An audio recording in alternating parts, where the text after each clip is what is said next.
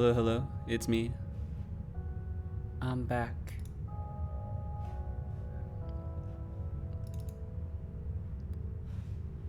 So let's get kinda to it. Not right to it, actually. Might notice that there is no stream overlay, and that is because I need to change something really quick. It's something I've realized is that the overlay is wrong. Or I guess when I don't have like my screen region set up correctly or just set to stretch, it's actually a little offset. So we need to do something about that. How do I do that? This is pretty gross because it's all hard-coded. But what are you gonna do?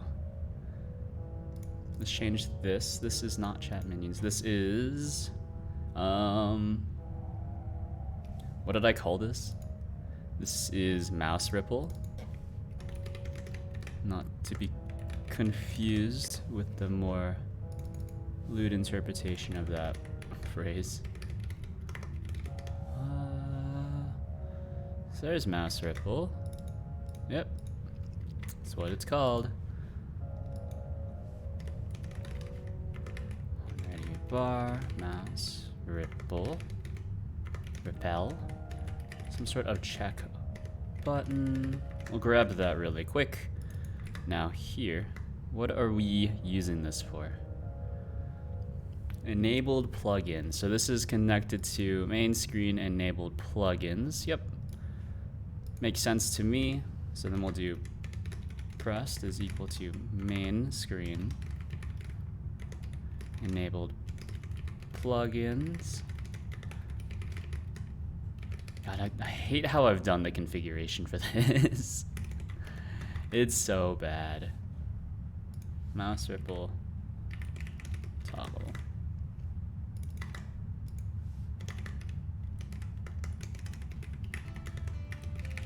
Toggled self on mouse ripple toggled. So then here, really easy, on mouse ripple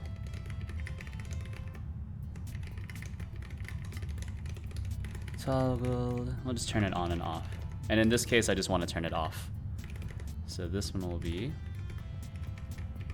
main screen enabled plugins mouse ripple equals button state main screen reload plugins.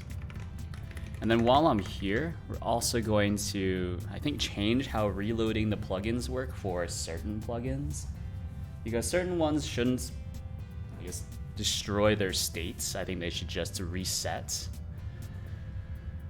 So I think, the runner for, it's called chat minions on the back end. I kind of regret calling it that. So reset, yeah, it destroys everything inside of it. So I need to have like a different button, or, control layer. Why am I reloading all the plugins when I call this? Reload plugins. So there's a reset and then there's a reload.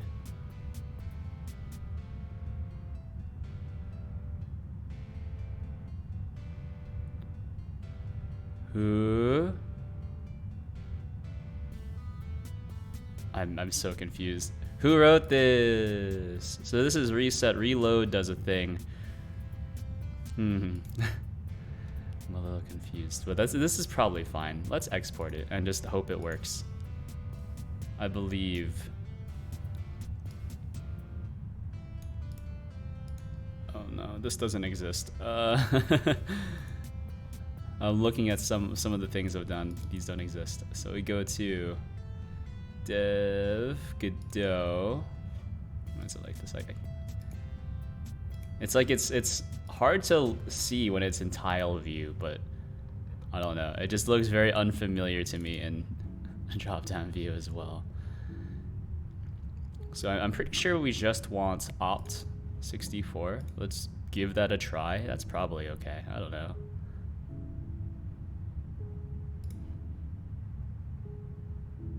Let's give that a send. I don't know. I'm pretty sure this is my only copy of it, so if this doesn't work, it's completely borked. So, oh, this isn't even the one I'm actually using. Hold on. That's not even the real thing. Where does this come from? Oh, it's from there. Okay, cool. That's all right. So friendly potato stream. Go to export. Then we grab everything here. We'll just grab the config as well. Go here. Ooh. I guess we need all of these, huh? Give this a copy. Give this a delete. Just blindly send it. That seems to work, and then we can turn off an off mouse ripple. Yeah, look at that, and we can turn it back on. Okay, cool. Anyways. Yeah, look at that.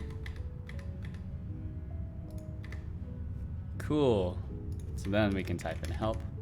We'll get the bot to just jump in. There we go. Neat. I need to... There's definitely a way to make this dynamic. I just haven't done it yet. I know how to do it, right? Because since I just have a dictionary of items that contains states, I can just iterate over that dictionary of items. Right? Since it's just modifying a dictionary, that's really easy to do. We just need to do it. Just need to do it. But it's going to require more testing than I care to do. So that's where we're at. Anyways, let's go to the Rust stuff. Here we are. Here we are now. Entertain us.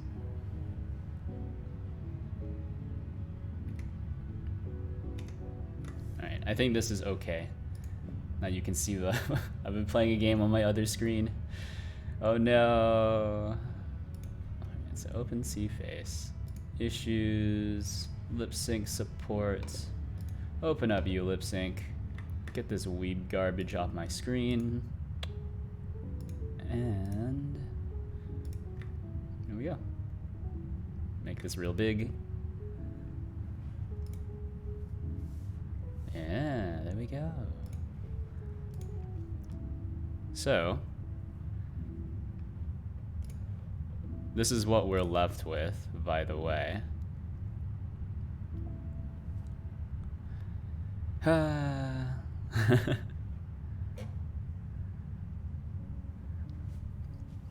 still kind of feel like this is incorrect, but I think part of the reason why this kind of fails is because I don't have enough like sample numbers. But I think also part of the problem is that I need sample numbers to be like standardized. So that's a bit tough. Because it needs to be the same numbers every time, but I don't have another algorithm to test with. Okay, so df. I'm also printing out something still, so we'll hit it with a print line. There we go. Don't need the df anymore. Don't really know what df stands for. But we're just doing stuff. So here, let's grounded non-zero output equal. So this is Mel Spectrum. Who? How did I do this up here? So this is into iter into iter. What does chain do? Takes 2 iterators and creates a new iterator over both in sequence. Oh, cool. I think I'll just do a filter, and then I can filter. Ooh, it creates an iterator that both filters and maps. How fancy.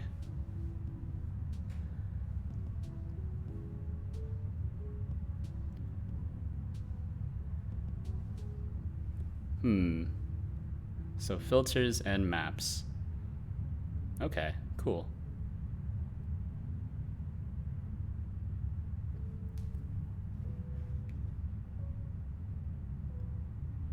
Okay. Yeah, that makes sense. The return iterator yields only the values for which the supplied closure returns some value. I do like how that reads as just normal English. Some value. Yeah, that's how I talk about my my code as well. It kind of just works. It gives you something. Into iter. Well, yeah, let's filter map. So then we'll have some value.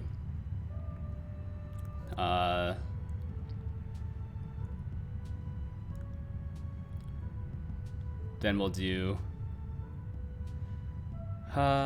it'll be like v round. Isn't that what I was doing? Yeah, well, v, we need to round it. And then how do I do?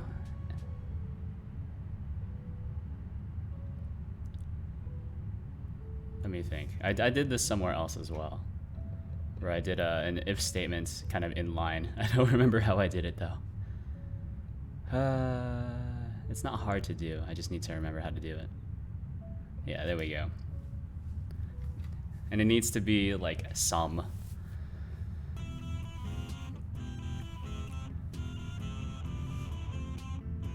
I suppose just a map is fine, and then we'll filter by something. Let me see. How do you use this? So filter map, and then so they hit it with like a parse, and then it's okay. To anything that is a sum. Sum of something. So this is all right. Found expected enum option found F64. So is there a way for me to do Rust F64? Is there just something I can call here if it's greater than 0? So is like is non-zero? Probably not, huh? Yeah, alright. We'll figure it out. We can figure it out.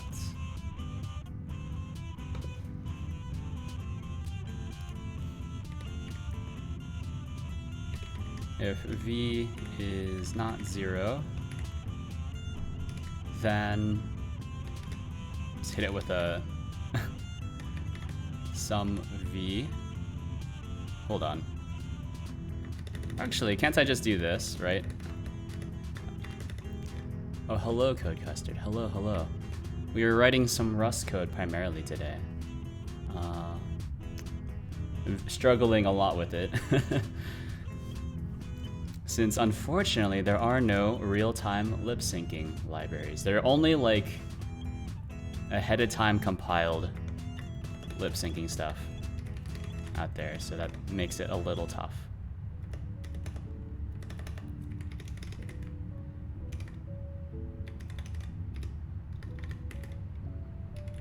Alright, so this is roughly what I want. Yeah, so I'm looking at a Unity library right now as reference, because it is MIT licensed, and it's one of the only ones out there that is free and open source, MIT. However, because it is a Unity library, I can't just use it in this application. Because right now, I technically have lip syncing, but it's based off of face tracking lip syncing, which is not very accurate. But I can't just rip it out and I like convert it to Godot C#. Like that would be pretty easy. But unfortunately in this case they are using Unity's burst compiler. So, and they're also using like a bunch of like Unity specific tooling. So, like, could I get around it? Yes, but I think my implementation would be almost unusable in terms of performance. So, if we had to change a bunch of stuff anyways, might as well do it really, really optimized.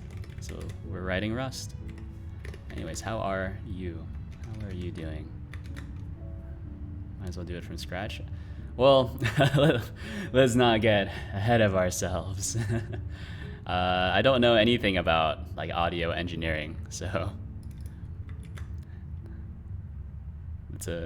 that's a step too far, unfortunately. Semi-scratch if you're copying some code. Yeah, well, semi-scratch, yeah. I think the hard part is I don't know what most of it is talking about.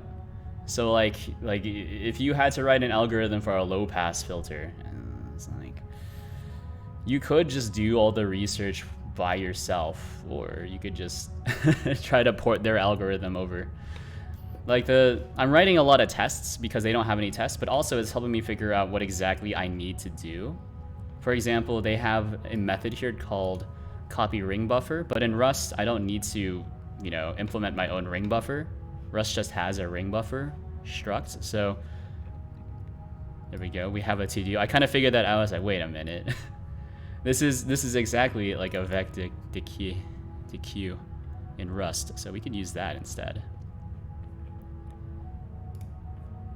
But I think a bunch of the other things, it's just not feasible for me to do from scratch either. It's like this part here, lip sync job. Like I don't really understand what they're doing here. Like, I get it, right? They have some sort of inputs, and they're running it on a thread. But how do you decide which order you run all this stuff in? Even when I do my own kind of audio mixing, I just kind of throw things in and move them around until they make sense. But if you want to do, like, they're doing a thing here, and I'm not sure I would be able to figure this out by myself. So it's like you get the RMS volume. I forget what that stands for. I looked it up before. Then they copy the ring buffer because they distort as a ring buffer for whatever reason. I suppose because they don't get the same amount of data per read, I guess. That doesn't make a lot of sense to me, but sure. Right. And then this like low pass filter has a target sample rate, but then there's just an output sample rate as well. What? And because see, they use the output sample rate and the target sample rate when they're down sampling. It's like, yeah, I guess I understand what they're doing. Which you could tell GitHub Copilot to just convert repo to Rust. That would be pretty sick. That would be pretty sick. I think that would require somebody to, or I think that would require a lot of people to port just a bunch of random code to Rust before it would even begin to be competent. So I'll be the first, essentially. I'll be the first. I think the harder part here is that I don't... Like, this wouldn't be so hard if there were just actual values I could compare against when I'm writing tests. Unfortunately, I have no idea what I'm even looking for. So I'm just kind of guessing and then hoping the output's okay. Oh, this failed. Oh, really? Oh, did I type it wrong?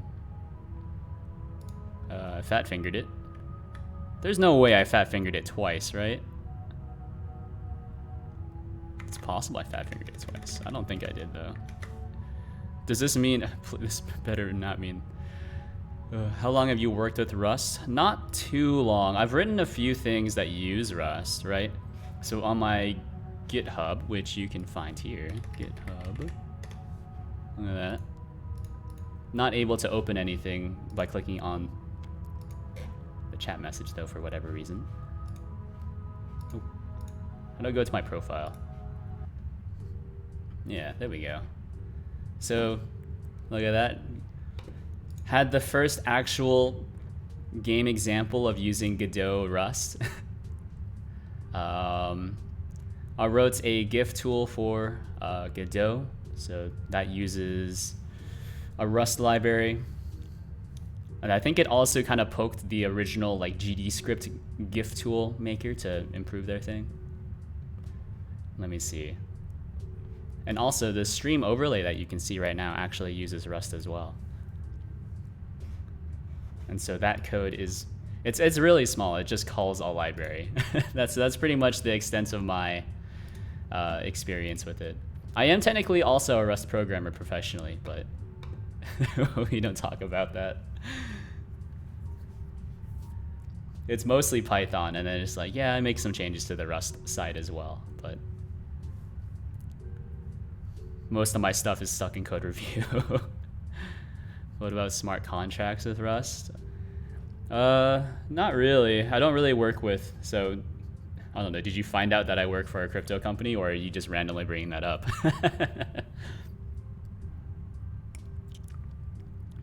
Because I do technically work in crypto as well.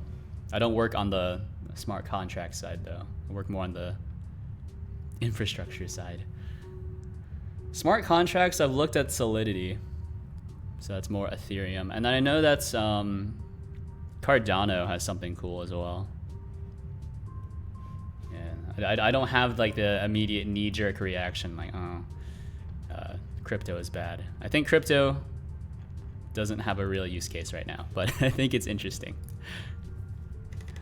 Following the crypto space. So I was wondering your thoughts on the whole space. I think crypto, well, there we go. There's my thoughts on the whole space. I think crypto is interesting. It doesn't really have anything it's solving right now, but it's out there. I think, so here's a hot take. So did you hear that, like, I think it's 2 days ago, Ubisoft made an announcement about they're offering like in-game or in-app transactions, in-app payments, I guess. I guess they used to be called DLC payments or whatever, but they're offering them as NFTs now. And I was like, that's exactly what like, that's exactly what I was saying. Like, that's what NFTs are like good for, right? It's basically like decentralized Steam Marketplace. So like, I guess if you are for Steam Marketplace, it would make sense for you to also be for, I guess, whatever Ubisoft is doing, right? Because it makes sense. It's not, you're not stealing anybody's arts, which is one of the big problems of NFTs right now. 2, it's using an efficient blockchain. I looked into it, so they're using Tezos, which has been around for a while. Proof of stake, not proof of work. So proof of work uses graphics cards. Proof of stake, they just randomly select stakers based off of, you know, whether or not you're staking, how much you have allocated, etc.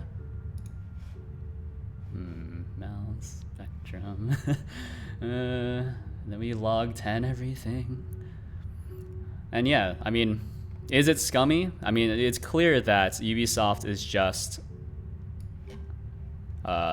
you know, they're jumping on the NFT bandwagon because those are hot right now, but so what? You know, big company wants to make money. Oh no. But I think the entire, oh, hello, Knock. Yeah, I think Ubisoft's thing is one of the few valid use cases for NFTs, but we'll see how badly they mess it up. I mean, how's it going? It's going. We are still working through the unit tests, as you can see, but I am kind of also like implicitly unit testing this thing as well, since I'm kind of following their entire format.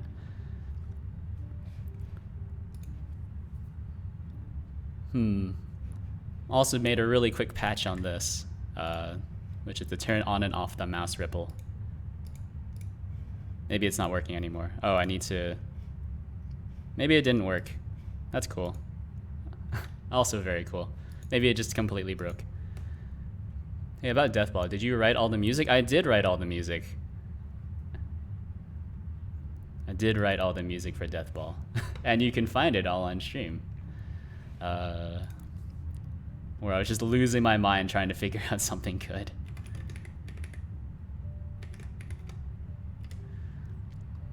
What's the unused MEB file? I don't remember what the MEB file is. Is the MEB file an audio file? I don't remember. Anyway. I think that was one of the first things I wrote. Yeah. I think it was one of the first ideas and I just got rid of it because it didn't fit. House Unchained is a pretty cool card game that's using NFTs. One of the few crypto games I think is doing it well. Some of the Magic the Gathering if you ever played. Well, that's kind of funny you mentioned that because when did Gods Unchained release? Wasn't there was something way back in the day, back when CryptoKitties was like an actual thing. And then lots of people started coming out with tutorials, and then one of the tutorial makers, if you remember, I think was it called like Crypto Zombies or something? It has something to do with zombies, and those were like the like actual like NFTs, but like no one really paid attention. Also, CryptoKitties also NFTs, and those are like a very, very old concept. So Gods Unchained, and I think there's another one that's like based off of zombies, and they're all just card games. Yeah, I think like games and like digital only things, right? Makes sense to exist on a blockchain, right? Because otherwise you're dependent on like a company to do a thing for you. Mel Spectrum.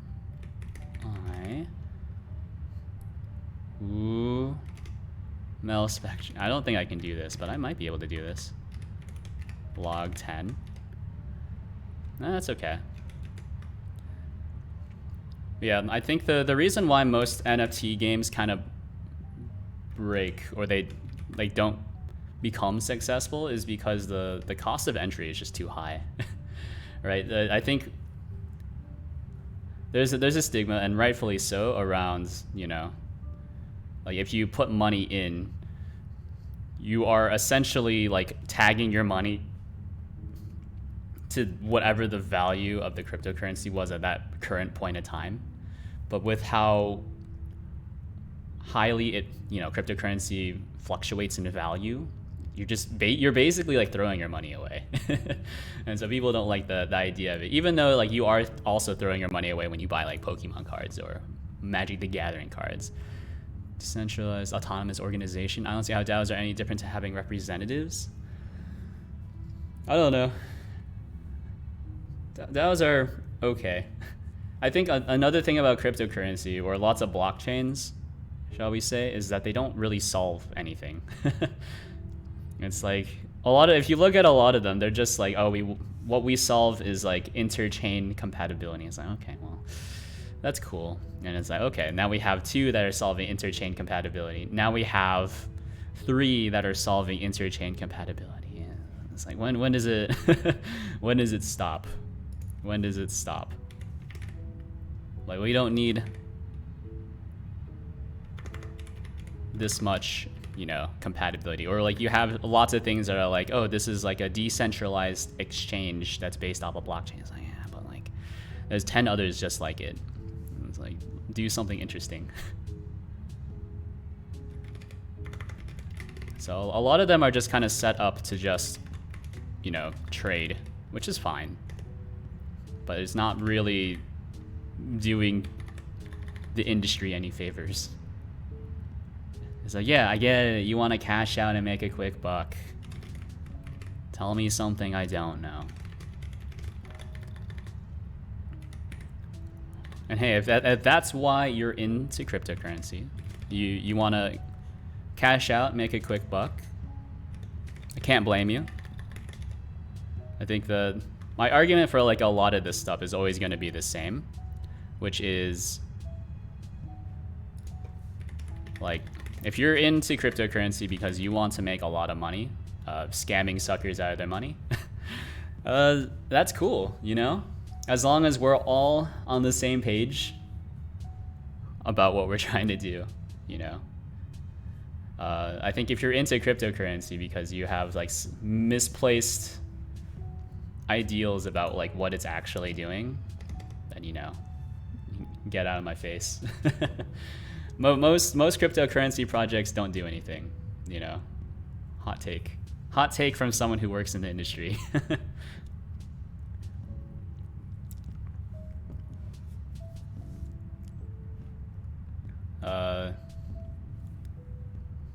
Because it's like there's very, very few situations where you would need a decentralized database, right? In most situations, right, you have a single you work for a DeFi company. I can't really talk about it, but it's one of the bigger ones. It's one of the bigger ones, at least in this part of the world. And that's about it. I work mostly with the, I guess, the link to the real world, if that makes any sense. I don't work for a decentralized finance company. Not really, no. I'll assume it's DeFi. Yeah, you can assume what you want. It's against company policy to tell the actual name. The most we can say is that it's crypto, you know. What I can say is that they did cannibalize a bunch of internal resources to pivot towards NFTs. So I'm a little disappointed, but you know, so it goes sometimes. So it goes.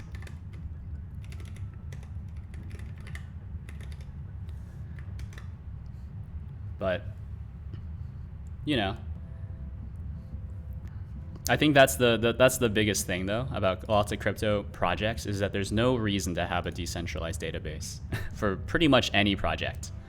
All right, here's another thing we need to solve. This one we need to do Cepstrum.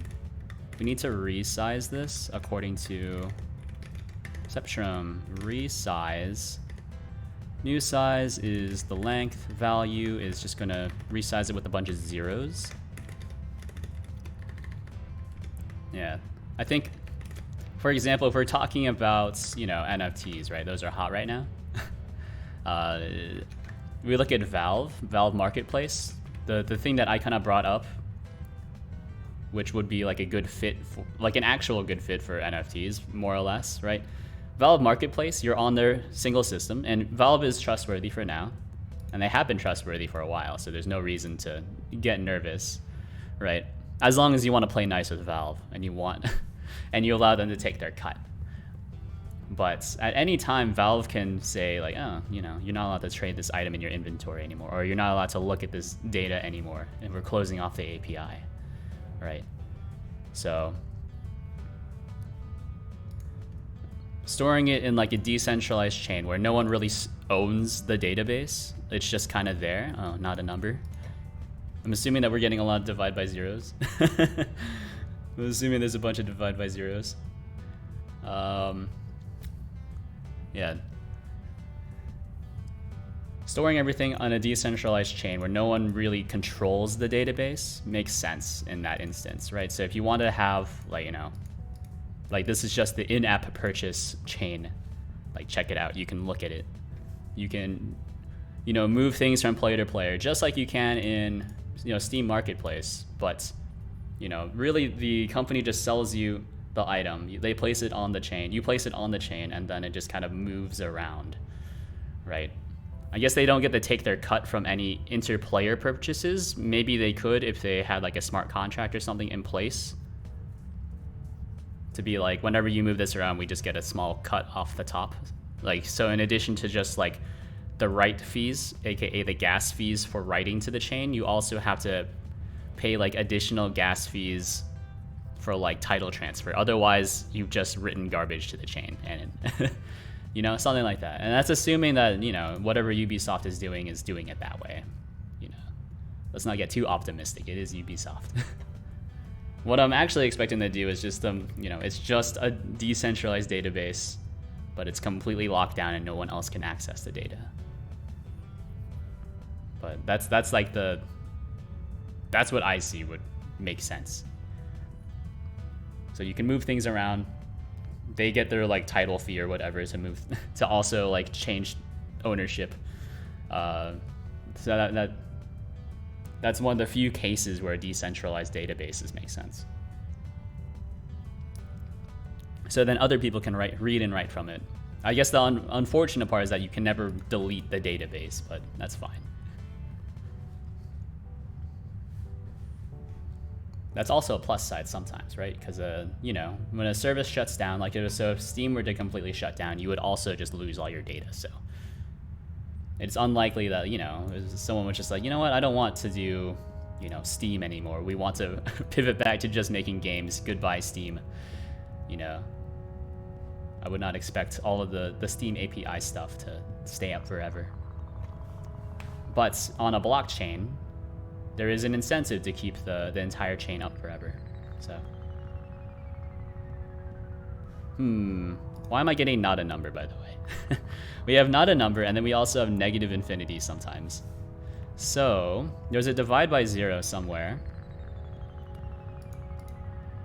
This is an empty value. A is, well, so spectrum should be at least 2. Should be at least 2. We can add more numbers to it, and it shouldn't really make it too big of a difference.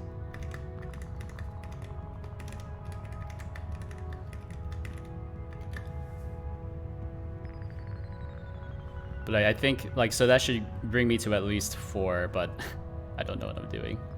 Yeah, there's still just a bunch of not numbers, and then there's negative infinity.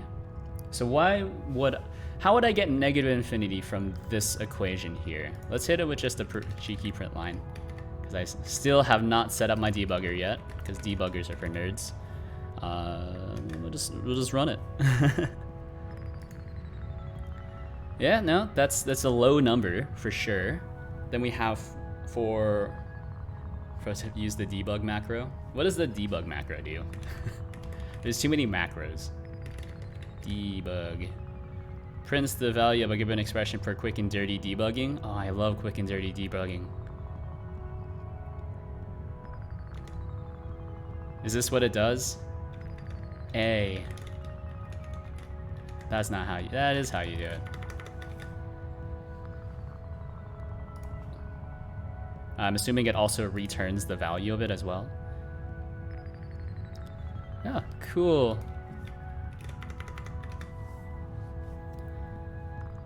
Yeah, it returns it.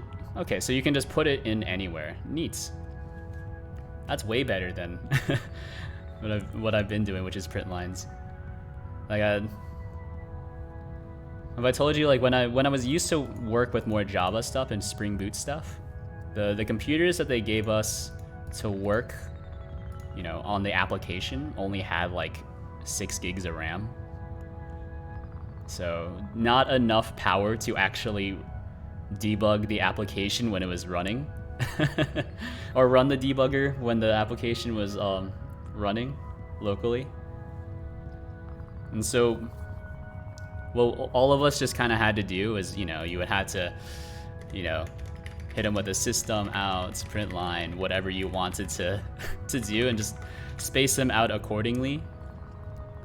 You know, build and deploy the application. Wait like 10 minutes for it to build. Wait another 10 minutes for it to deploy. Run your cases. And then see what happened. Or you could just look at the database, but that's only if you're working with a database thing. So that was a fun time. That was a fun time. JS F64 this could be 0. That could be 0. That's fine, right? Like, it doesn't matter if that's 0 or not. Wait.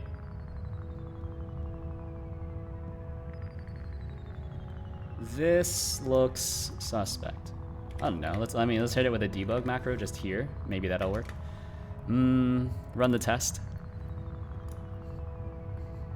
So what is this?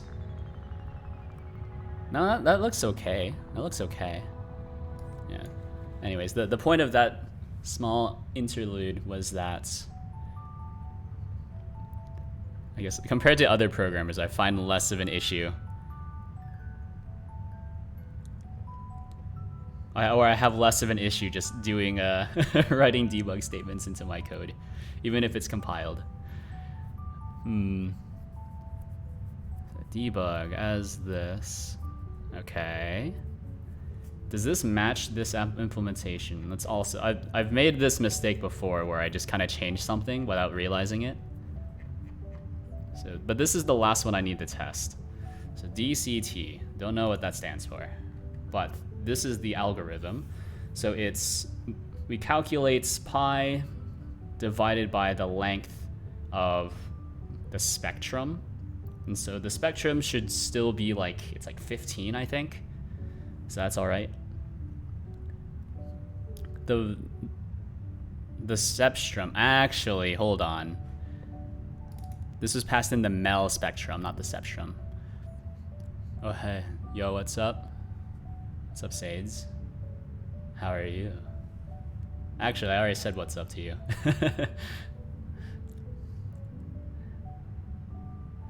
What's up, how are you? You know what? I've never really thought about that. If you say what's up, how are you? You're basically just saying how are you twice. It's nice. This is C++. No, it's C# on the right. It is C#. This is Rust on the main view. Yeah. The hard part, yeah. The hard part is that there's no public lip sync libraries, because what I'm trying to do, you might have clicked on this because you saw the anime girl, but this is the test model and also the reference model for these applications. So I wrote this. This is OpenCPage GD, free and open source. You can find that on my GitHub. One of these. So you can kind of see that it's doing some basic mouth tracking, but it's not actually doing lip sync. Now, to actually have lip syncing, I need to. Most lip sync libraries out there only do pre-compilation of like lip syncing stuff, but that won't work in this case because, you know, I don't pre-record these. I don't pre-record my streams. If I did, that would make this a lot easier, but I think most people also don't pre-record their streams. So that leaves me in a kind of a hard spots. So there's a lot of algorithms out there to do lip syncing, but there's only this one that I could find that was, you know, one, had a lot of stars, and two, was in a language that I can understand. Well, I suppose also I didn't see any like good C++ ones. If there were C++ ones, that would be slightly easier, because then, you know, all I would need to do is just take the C++ stuff, wrap it in, you know, a Godot style C++ binding, and then should be good to go. But unfortunately, I don't have any of that, and I also don't like writing C++. So, and I do work in Rust, so it's just good practice. Unfortunately, I don't know anything about audio engineering, so it's gonna be a lot of me just kind of wondering just wondering like, what the heck am I doing? Like, I don't know what DCT stands for. It might stand for digital conversion tick. Could stand for dogs, cats, turtles.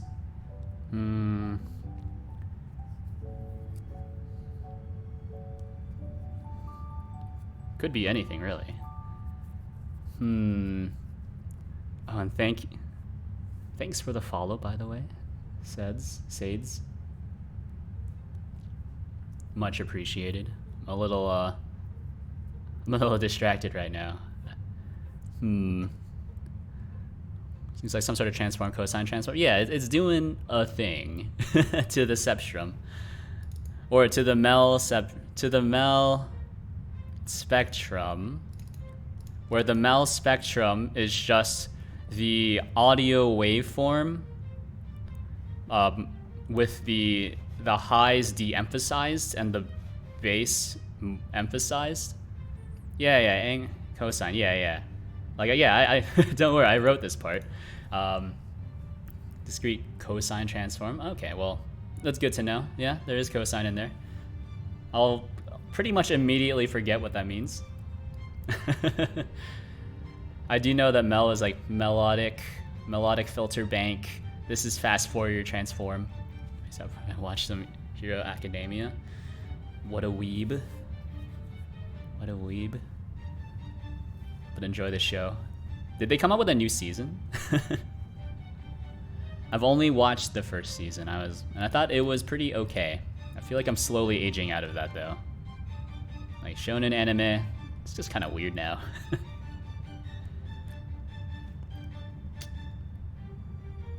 So this already verified that this gives me a value I'm expecting. I don't know. I mean, we can just do here with a debug. Let's find out what Aang is. Okay, it's awesome. Unfollow. All right, another one bites the dust. R.I.P.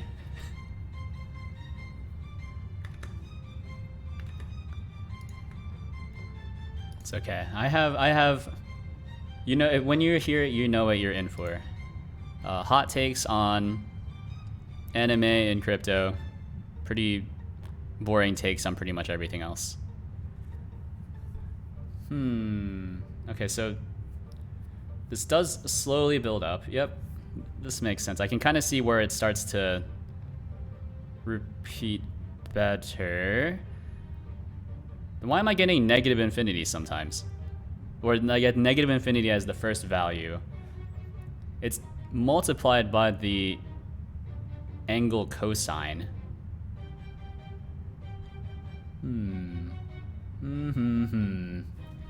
Let's think. Is it because 0 times any number is just infinity? I guess that's no. 0 times any number is 0. Any number divided by 0 is infinity. But this is multiplied, but it is a value less than 0, which might be handled as division. So, that's interesting. So what if we do this? Can't you can do a check like, can't you do like sum plus equals, like if Aang is greater than 0, then we'll do whatever the heck this is.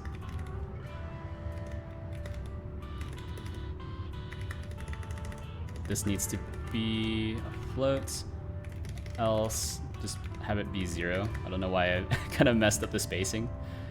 Yeah, okay, cool. That might work, I don't know. Let's give it a try.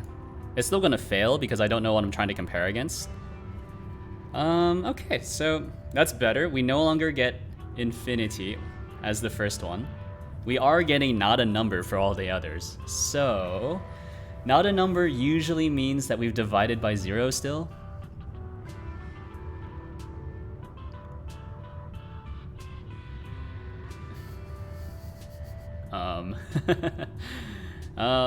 So we shouldn't have divided by 0 that many times.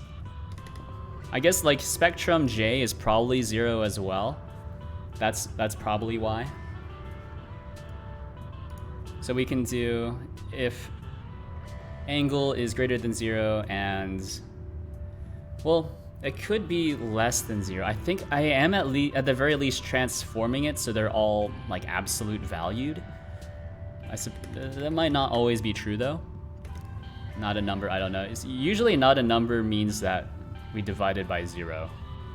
That's, from what I can tell, that's usually why we get nan.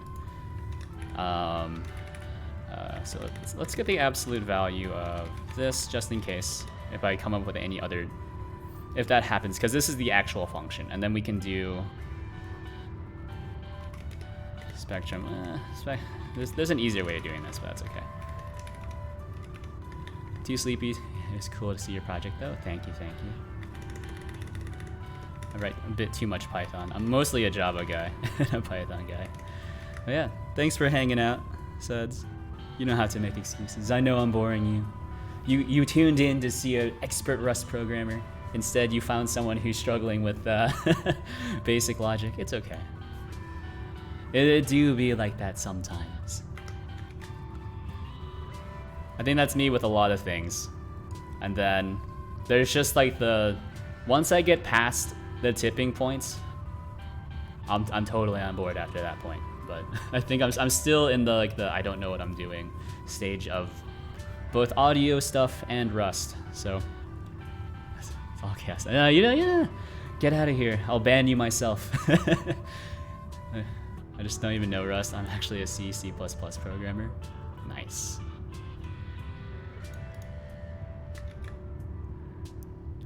If I divide by 0 isn't the only way to get NaN. Yeah, but I've gotten NaN before, and it was because I was dividing by 0 in one of my things. Okay, well, I suppose it wasn't that.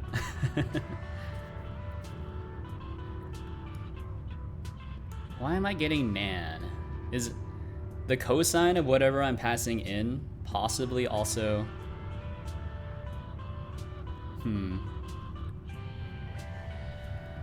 Is the cosine... I don't know. Let's debug. Let's throw a debug into here. Debug. I need to set up the... I really should set up the debugger at some point, but I'm not gonna... Almost refuse to look it up. Oh no, clone me. There we go. Performance. Who needs it? Especially in tests.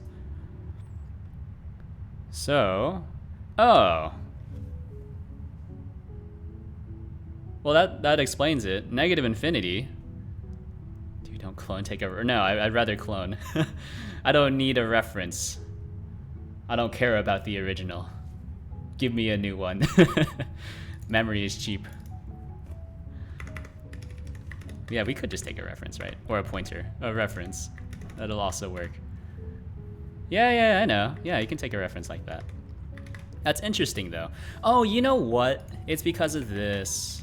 It's something that had to do with the log there. So if we run this, I forgot that I added the other part to match the original API. Yeah. So turns out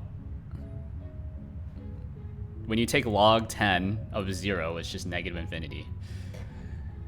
Is that true, actually? What is log 10 of 0? I don't do math. I'm bad at math. What is... How do you use a calculator? How do I get log 10? Where is it? Give me a better calculator. Where's my log 10? How do I use a calculator again? Log 10, 0. It's negative infinity. All right, thank you. That makes sense, though. Interesting. So then that means here, whenever I implement that in the lip sync job, I'll need to remember that. You know what? I should probably do that right now. Well, all right, hold on. This part is not part of like, actually, yeah, this is pretty much what it's gonna look like, right? So we'll do all of this. Yeah, like this is exactly it. Yeah. What do you know? So we'll hit... Actually, am I already modding this in lip sync? I should just be able to use stuff after that. Yeah, algorithm, and then we can use...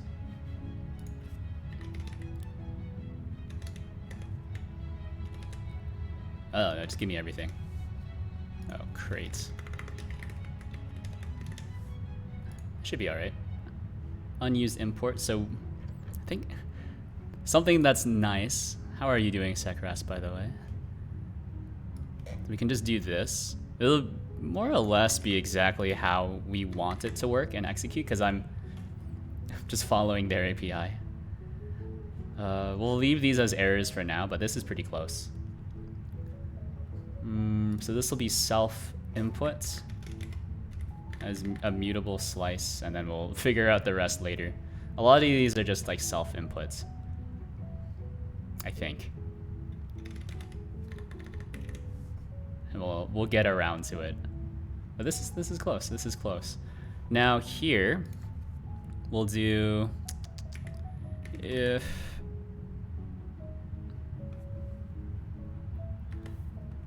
hold on.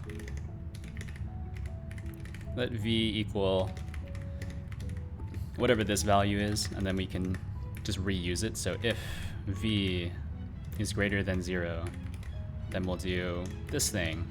Otherwise, just leave it as 0. Do that. There we go.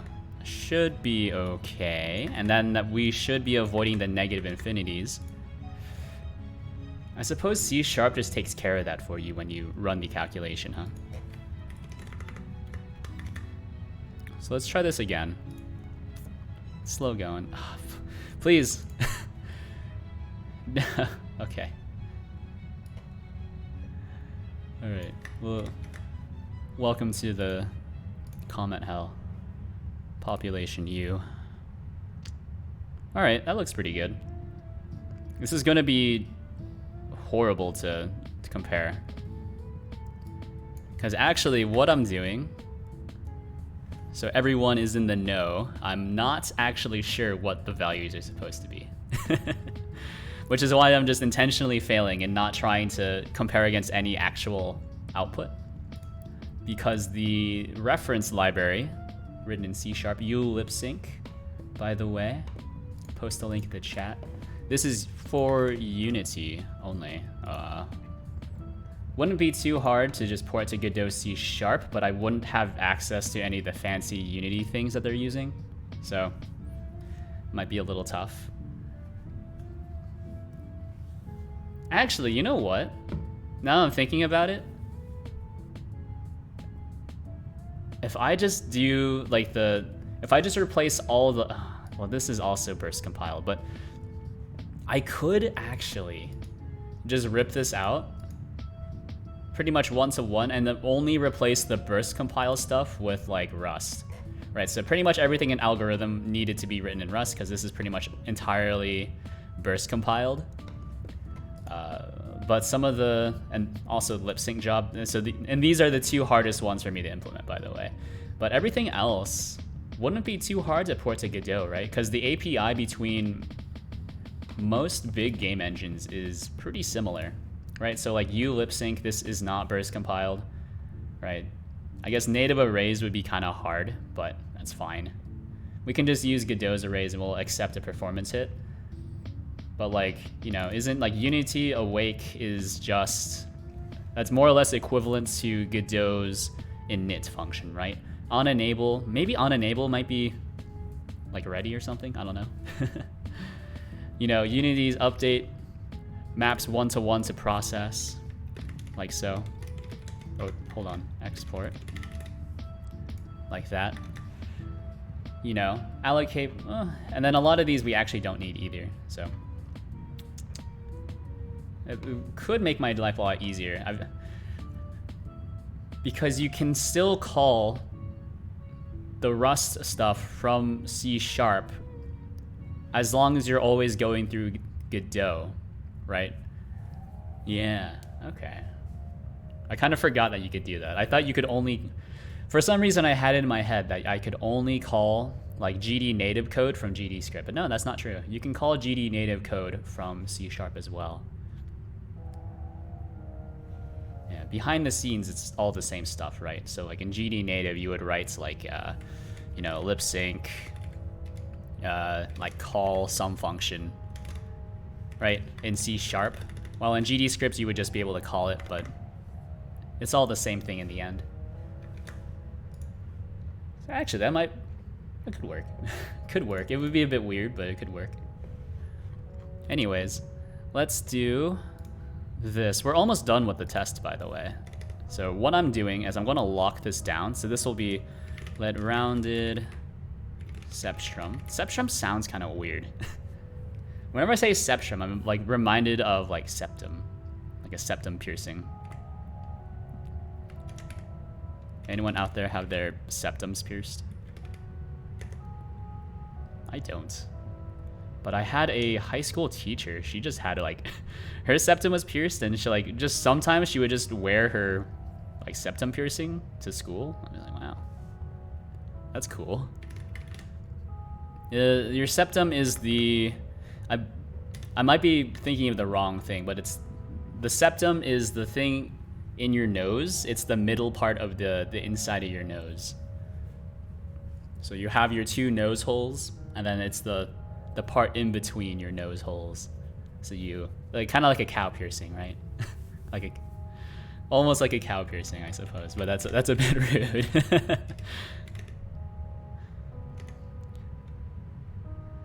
So, actually, you know what? I think we're just going to map. So map F64 round, then collect. Yeah, it's a little unprofessional. So I remember at the time I was like, that's crazy. You know? Like, yeah, of course your teachers were people too back when they were kids. Actually, no, it's not that they were people. They were people, and they still are people. But like when you are, you know, still in school living with your parents, it's like you don't, your view of the world is super skewed in a certain direction. Whereas now, as someone who, you know, a little bit more life experience, you realize that, oh man, being a teacher really sucks because no one respects you. They turn to the darkish side and then one day you become a teacher. Maybe, I don't know. I feel like a lot of people, they go into teaching because they like the idea of it, or they like to, you know, help people.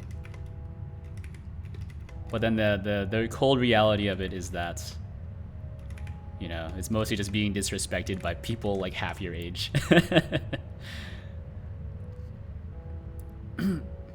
Actually, you know what? I think I'm rounding these wrong. I think I've just completely forgotten how to round. All right, hold on. Some of these numbers are wrong.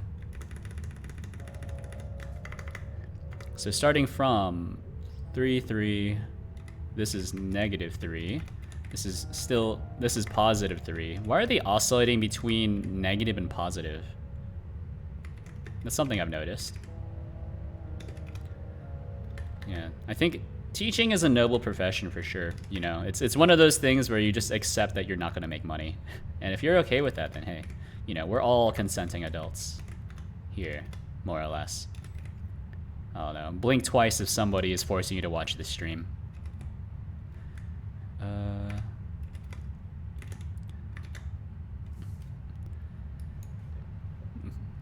But I don't know. I don't think I would ever want to be a teacher. He's done it. Like, I like the idea of, like, teaching, but I also like the idea that I can make a lot of money just, like, just by working in industry. I know some people that just can't help but teach. That they want to do, they just love it. Yeah. That's what I'm saying. It's like you don't go into teaching to make it big. You go into teaching because you like helping others. And that's noble. That's noble. It's also not for me. Maybe one day, you know. Is that what happens with people or like professors and stuff? Is that they just, well, I suppose there's like two types of like university professors. Like being a university professor sounds kind of dope. I'm not gonna lie. But you know, being a university professor, there's the two types. You know, the ones that are like, yeah, I used to like, you know, I worked at like NASA as like a, you know, I worked on like all the rockets, and now I'm like retired, but now I'm bored. So now I'm here. And then you have the ones that are like, yeah, I'm a PhD student, but I didn't know what I wanted to do, so now now I teach. Yeah, painter guys are painting with full knowledge that they're simply not going to make money. Yeah, you know, you follow your passion. I get it. You know, it's just a way of, you know, how you approach certain things. You know, we all have different outlooks on, you know, life, I guess. You know, some people believe that, you know, you do what you love, you'll never work a day in your life. There's other people, me included, that think that's dumb. But you're entitled to your own beliefs. You just need to do it. Yeah, well, you know, as long as we're all on board with the idea that, you know, you're not gonna make money. As long as we can all accept that, then I'm okay, you know? It's just like being an indie game developer. Like, oh no, someone stop. How can he say something so bold yet so brave? But being like an indie game developer, you're probably not going to make like any money at all. In pretty much every single case, right? Does that sound bad? Yeah. But, you know, we can't all be, you know, Toby Fox. You know, Toby Fox, dude's pretty much a genius, right? Or Jonathan Blow, who made Braid and The Witness. I think Jonathan Blow is kind of a personality in and of himself. I think he also streams, right? Noted Twitch streamer Jonathan Blow. Volume Thresh. Favorite League champion. I think I made that joke before. Who are the other big indie developers? So there's Toby Fox. He's the biggest one so far because he has like the weird fandom.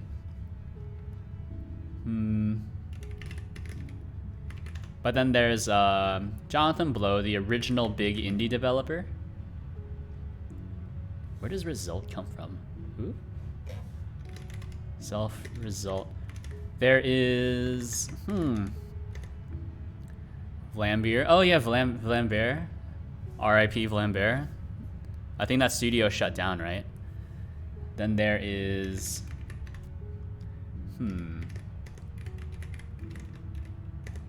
there's a few other ones.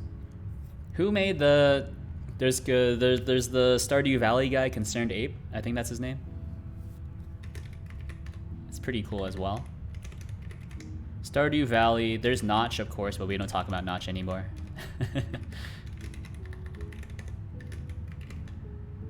He has concerning views on lots of things. But also, you know, it's hard to blame him. He's already like super rich, so whatever. He doesn't have to care anymore, I suppose.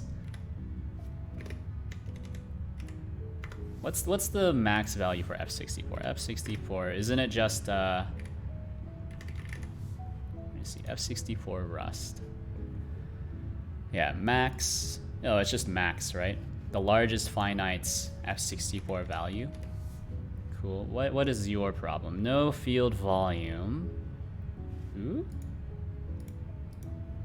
What happened here? Where is this? Oh, it's just this volume. Sorry. And result. Ooh. Self result 0 equals res 1. Ooh. What does this do? If your volume is less than your volume threshold, then we set the result index to -1, the volume to whatever volume we calculated, and then the distance is just max distance. Huh? I guess. Yeah, sure. Alright, well, now we're down to copy ring buffer, which is something we don't actually need to do, but we're gonna do it. So, let's see. Let buffer equal just an empty vector, I guess. Right. And then just making sure, copy ring buffer. I did test that, right? I might not have tested that correctly now I'm thinking about it. Copy ring buffer. So we have some sort of input, and then we have... Oh. Hold on. I think I might need to change how this works. So copy ring buffer Yeah, I guess we're just pushing to it, but I think what we should actually do is... Well...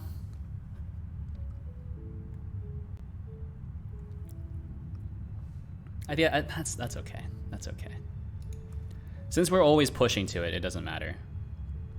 Right? Maybe. Don't know. Because it needs to be based off of some sort of input. So, I suppose we could create it with capacity. But that's fine. Well, alright, let's pre-allocate it, right? So, we'll go inputs.len, and then just fill it with zeros. Or did I do this in the wrong order? I might have done that in the wrong order. So fill it with zeros with this size. Oh. Did I do this in the wrong order? I might have done this in the wrong order. Yeah. Okay, I thought it was this way. Or no. Okay, that's fine. See, that's something I always kind of forget. It's like, how do I do this? Is it in this order or is it the other way? I know there's like the way you can say it out loud so it makes more sense. But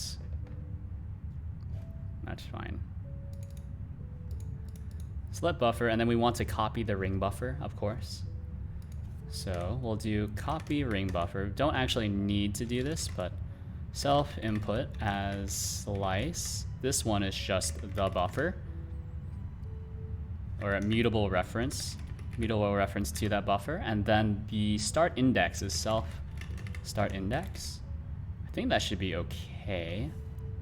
This needs to be a function. Self start index, I think this needs to be a usize. As usize. Probably fine. Well, let's create it with capacity instead of doing it like that. Because I think this is a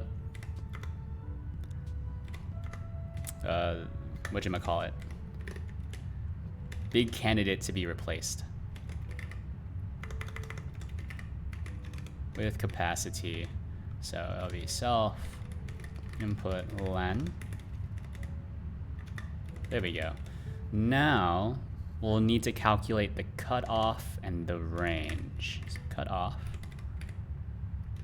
which is just the self target sample rate divided by 2. That's easy, right? Then the range, same thing, target sample rate divided by 2.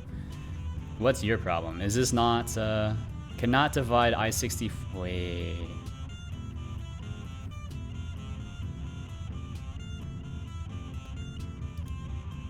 Wait.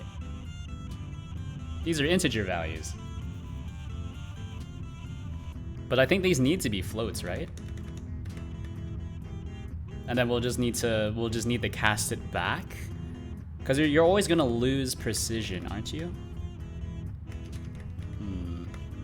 That doesn't seem right to me, but that's okay. And we'll hit it with a low pass filter. So this will be, yeah, this is just a buffer as a mutable slice. Sample rate is the self output sample rate. Cutoff is cutoff. Range is range. So several of these are wrong, by the way. Expected F64, found I64. I wonder if this makes more sense for me to go back here, right? Since everything we're using this for is it's expecting integers. But then we need to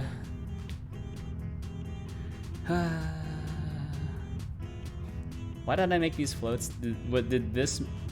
Were these floats as well? Or did I just make a design? Yeah, see, these are floats. I've been bamboozled. But then they turn them back into integers. What a strange thing to do. That's fine. as F64. Seems a bit weird. I feel like I can improve that API. Since low pass filter to do seems like the data coming in is stored as I64, not F64. So we'll get around to that. Yeah, so we don't need this anymore. Now we're back into things that look more familiar. Still need to reference the, the reference, right? So this is the self output sample rate. And then this is the target sample rate, self target sample rate. So I guess I don't really understand what the difference between the output sample rate and the target sample rate is, right? So is the output sample rates, let's talk through it. So the target sample rate is what you want your sample rate to be, but your output sample rate is what's actually being returned. So I guess I don't understand why wouldn't you always want the same sample rate? I guess you could upsample. How would you upsample something? I guess you could just I guess that's where the downsampling comes into play, right? Yeah, I suppose. Like your target sample rate must be lower than your output sample rate. So this is more like what your computer expects if we're talking like in terms of speakers. But your target sample rate might be lower than what your speaker's expecting. Yeah, okay. And that's why you need the downsample. Or maybe, I don't know. I don't know. Maybe your target's higher than what your speaker's expecting. Upsampling is to put 0 samples in between samples and then applying a low pass filter.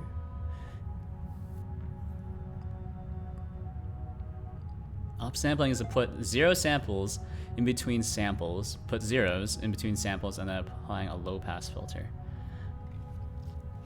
Does that make sense? I don't know. I don't know enough about it to say it's wrong. I don't know. I suppose that makes sense. Yeah, why not? But that's neither here nor there. We're only dealing with downsampling here.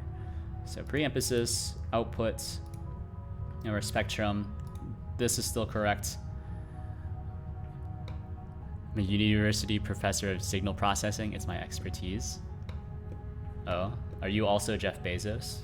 My good friend Jeffrey? Who may or may not be an astronaut? And at the same time, acclaimed internet personality Elon Musk. He works for me. I knew it. You're his boss. Beautiful, beautiful. We found him, ladies and gentlemen. The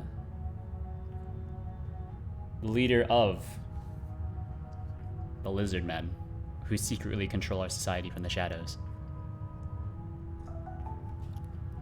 Cuts my grass. Nice.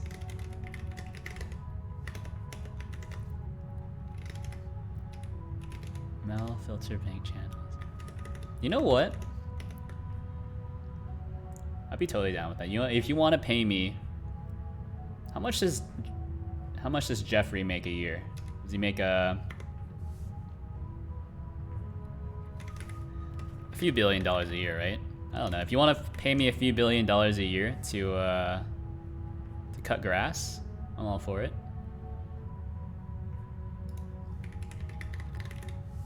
100% down with that kind of thing. Huh. Oh no, okay. Expected struct. Guess I can't do that. Behind a shared reference. Hold on. So we can just clone this. That's okay. That's okay. I don't care. Clone it. See if I care. No method named clone. Okay, so this is just lip sync job results, right? Lip sync job results. So we can just have a derived clone. No, that's okay. It doesn't matter. So that's solved. This one cannot borrow buffer as mutable as it's not declared as mutable. Where? Buffer, buffer, buffer. Let mutable buffer. Yeah. I think if I can make the same amount of money doing something that's more, I guess, with my hands, I might be down with that. Like I've never done like, I guess carpentry as a paid profession, but I do like doing carpentry. So I've done like home repairs, all that kind of stuff. Made some minor furniture borrowing other people's tools. I'm like, ah, that's neat. I'm okay with that. I don't think I would want to do plumbing though, but I feel like programming, it's nice. It's just not very fulfilling. It does pay very well though, which is why I do it. I'm an idiot with C#. Is that really that much more performant than GD script? Yeah, it is. Yeah. So there was like I think it was more of a naive test, a load test between GD script and C#. So GD script is faster than Python, faster than Ruby, but much slower than C#, much slower than Lua JIT. Actually, did you know Lua JIT is almost as fast as C#? That's crazy. Yeah, GD script is kind of like, it's okay performance.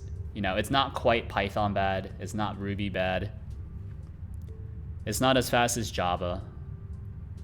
Well, I guess I forget where it is on the scale in terms of like Java on startup versus, you know, long running Java processes are just really well done. That's what you want a Java app for, is if you just have a server that never shuts down.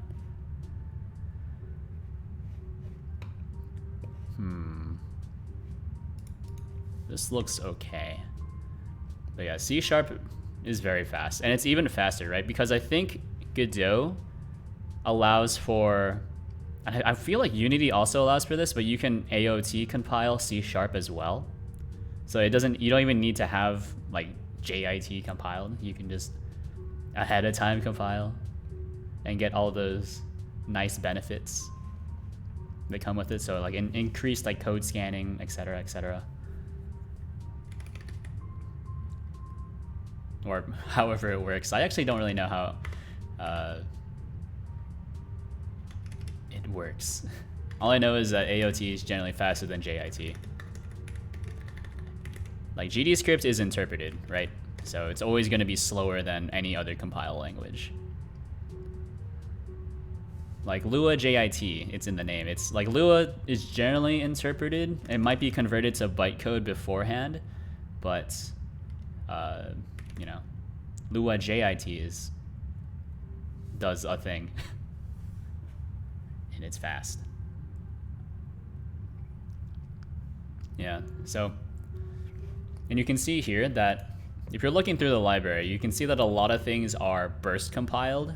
So it uses Unity's special burst compiler to make it even faster. So, but even then, like, I feel like a lot of lip sync stuff I see is pretty slow. It's either pretty slow or pretty bad. So that's what I'm trying to avoid, hopefully. Self MFCC. So MFCC is like mel frequency something like that. So this is I minus 1 is equal to mel sepstrum I. I suppose that's okay. Yeah, and I think also if while we're talking about performance, right? I don't think like porting this to GD script would be a good idea. I think I could mimic a lot of the, yeah, I can definitely mimic a lot of what they're doing there or here in GD script. but it would be tough. It would be tough. There would be a lot of wasted data allocations.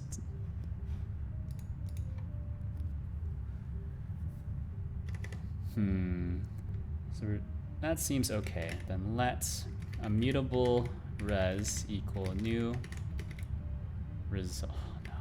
What did I call this? What is this? New result? Result? Pub struct results?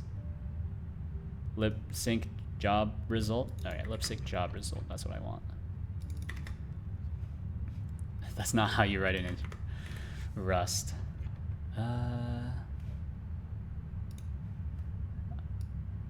Did I implement default for this? Yeah, so let's just give it default values. That's all right. That's not how you spell default. All right, so there's our res. Then res volume is equal to whatever volume we calculated. Now I need to implement get vowel. That's not too hard. So get vowel. They've placed it on the class, so that's what I'm gonna do as well, but it doesn't look like it needs to be placed on the class now that I'm looking at it. So I could just do like pub, or just like function, get vowel. How does this work? So it takes a reference to an int index. So this could be, oh, that means that they're trying to change the int as well, huh? Yeah, okay. So this needs to be a mutable reference to some sort of index, which is an I64, I think. And then this also needs to be a mutable reference to some sort of min distance, which is a float. So I'm doing everything 64-bit. We can change that later, I suppose. Oh, wrong order. Wrong order, by the way. I always get these mixed up. There we go. Yeah, but talking about performance, it doesn't really matter in most cases, right? I think there are easier bottlenecks. Like if you'll know when you're getting bottlenecked by something in GD scripts.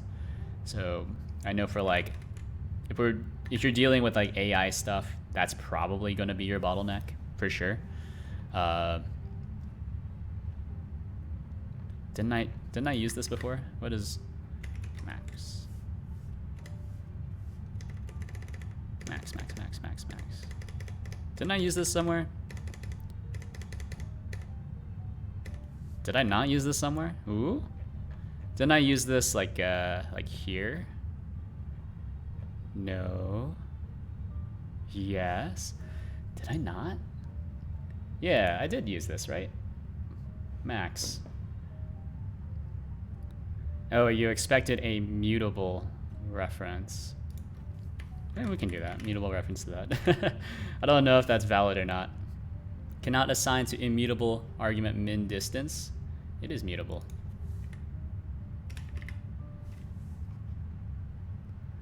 Cannot take a mutable reference to a constant item. Sure. Carry to temporary, which is freed. Hold on. Expected a mutable. Let's see if it. that's my go-to for everything. Expected a mutable F64. Found F64. Huh. So I need to have. How would you do that? Get val. So like that's something that we want to set here.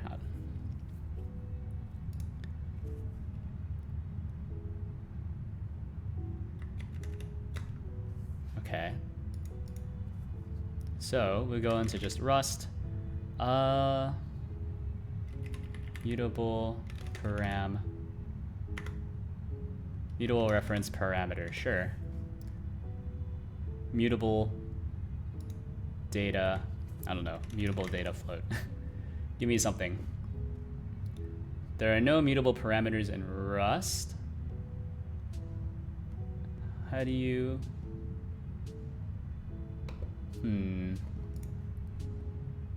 During a match. That's not really what I want. I'm trying to do what Unity is doing here.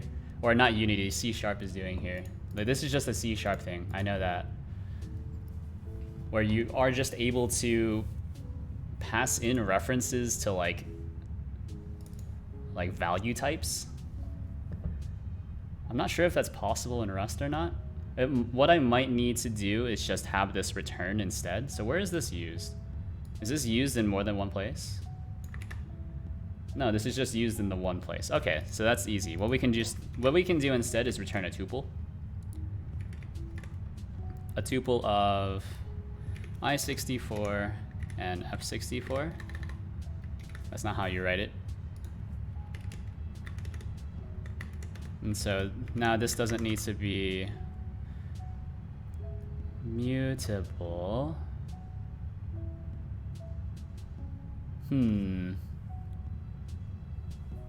That's interesting. That's very interesting. Actually, wait a minute. I can just pass in the entire results. Yeah. All right, so this is going to be one of the API changes because it's only used in one place, right? So this is the results. So this needs to be a mutable reference to a lip sync job results. This doesn't return anything. So this makes more sense, right? So then we'll do result.minimum distance is equal to all of this stuff. What is it? Distance.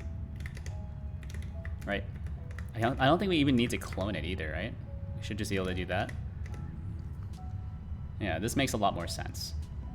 Then we do let's n be equal to, what's phonemes? Where do these come from? Phonemes. Oh, these are just allocated at runtime onto the struct. Who wrote this? Okay, so that's why they have it here. Okay. Okay, yeah, yeah, that's fine. Welcome to the squad. So this is a reference to itself. Self phonemes len divided by 12. So that's some sort of U size, I think, right? Yeah, that's fine. And for I, they really like to use their like for loops here. They don't really use for each in this library. So for I is equal to 0, I is less than n, and then the plus plus is implicit. So let's, okay. So we're still missing one part, which is calculate total distance. So this is calc total distance. So this needs a reference to self plus an index, which is some sort of I64 probably. Yeah, that's fine. Yeah, okay. And then this needs to return a float. So we'll return an F64. Nice. So let distance equal 0. Suppose this is not enough information to infer, so we'll also make it explicit. Our offsets, let offset equal our index times 12. I'm seeing a lot of 12 and 13s. I wonder if it's only scanning like 12 pieces of data per run. I wonder if that's what's happening. That might be what's happening.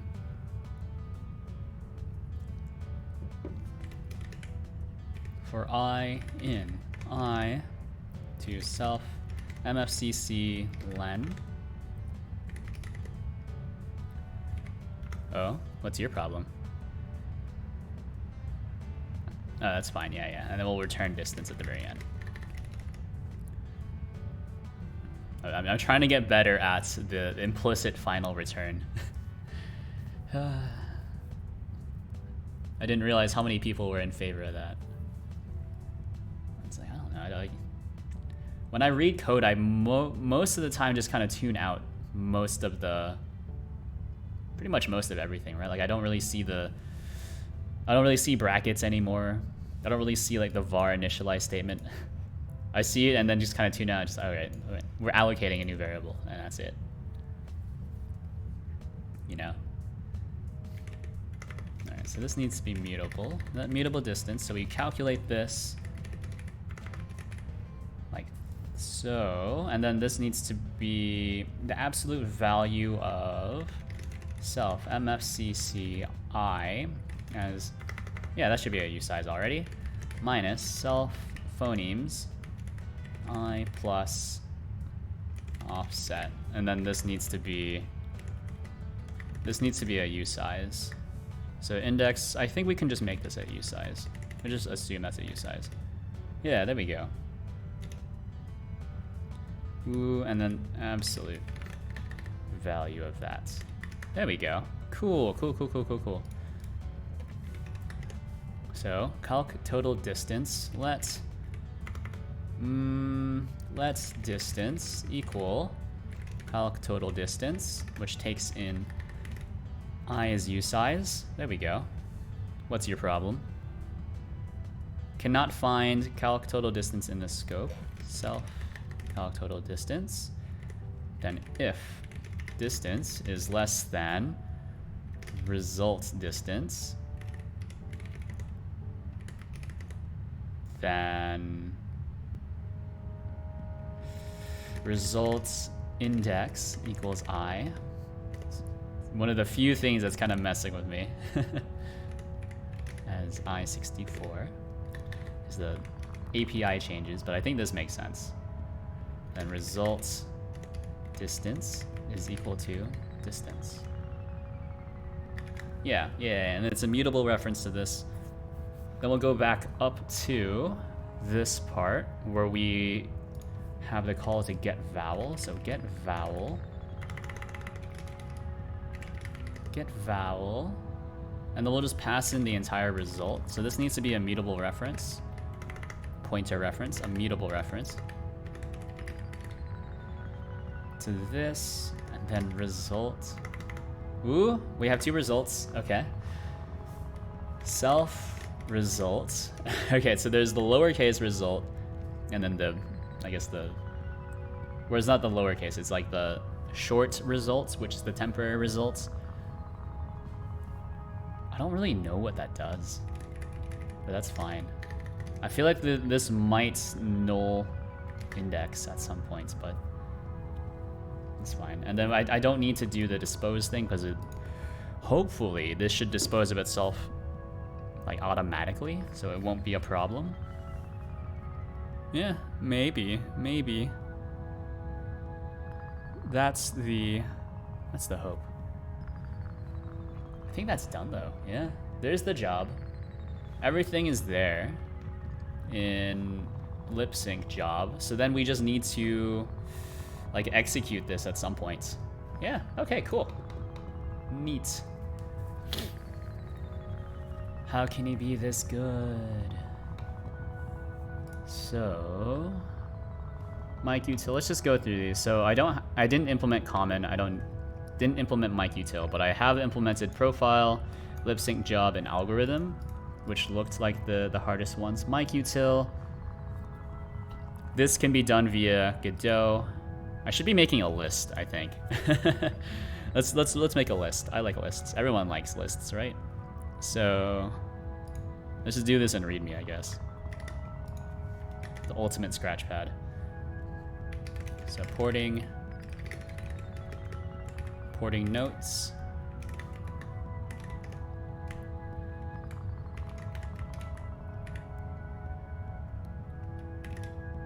So let me see.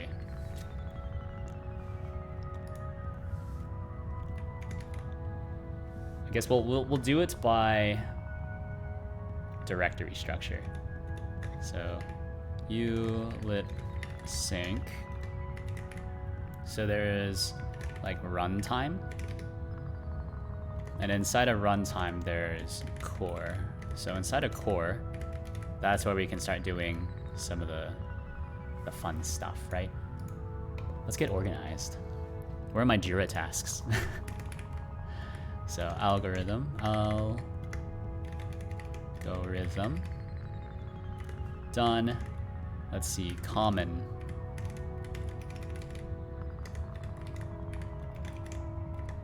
Won't do. I think I won't do it. What's in common? So looking at that.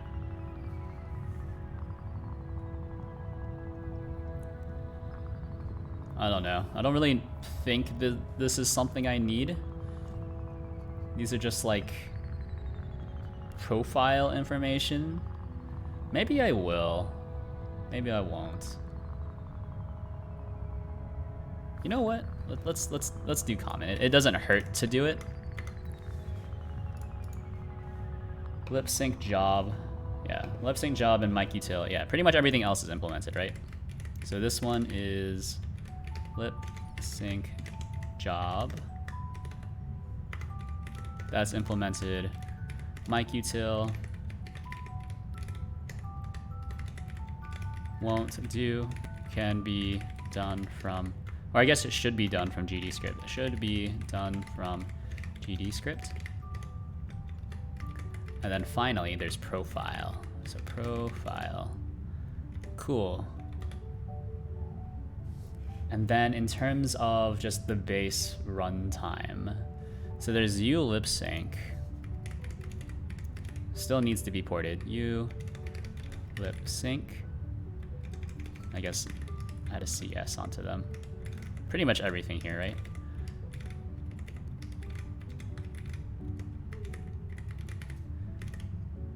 And then this is where it starts getting more interesting. So I think like U lip sync audio source, I don't need to port. I'm pretty sure I don't need to port. Like this doesn't have anything interesting in it. Yeah, mic util, not interested. Should be done from Godot. Lip sync job, that's done. Common, I should probably do that. Yeah, U lip sync audio source. I don't really understand, but I don't think I won't. I don't think I need this, question mark.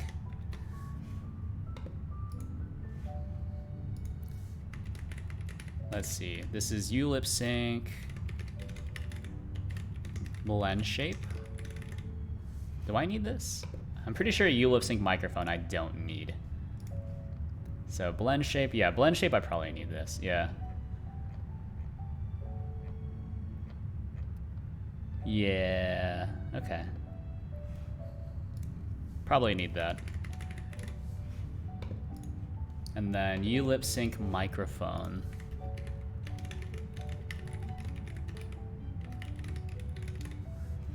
Do I need this? I think this can be done via GDScript. Should probably be done via GDScript for sure, yeah. Won't do, should be done from GDScript. Yeah, I think that makes sense. Is there a way to look at README? Like a rendered markdown? Split editor. Previews to the side. Open changes? I don't know. That's probably okay. Would probably be, actually, now I'm thinking about it, would be better as a table, but whatever.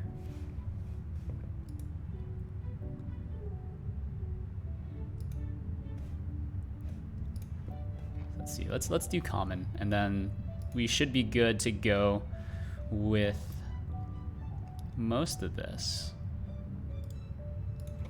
So there's common RS. Slap this over here, mod common. There we go, it's beautiful. So we have a class, just common. I don't think I need that.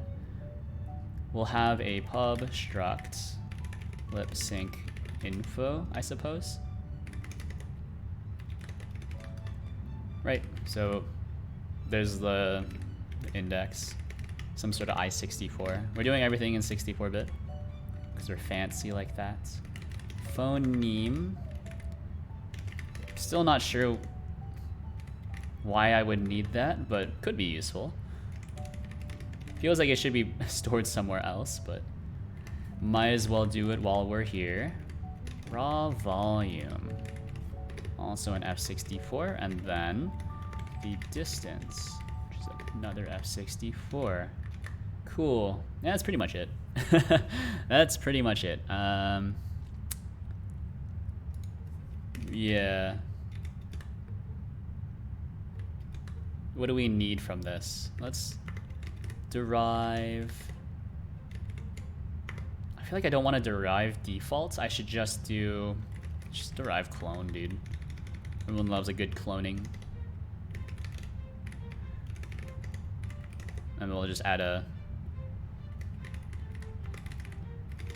new function to it.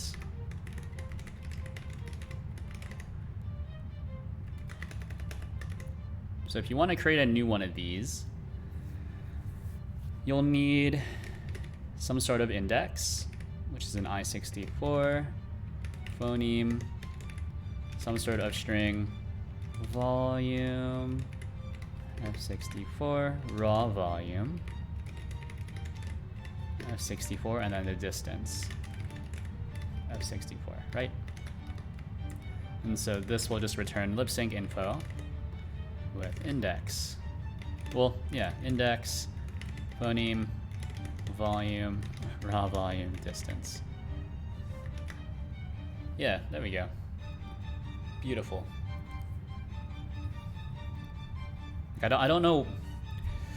There's no reason to implement like or derive defaults. I think I would want to have a specific default. Yeah. Okay. Let's implement default for this just in case. Implement defaults for lip sync info. All right. What's the thing I need to implement for it?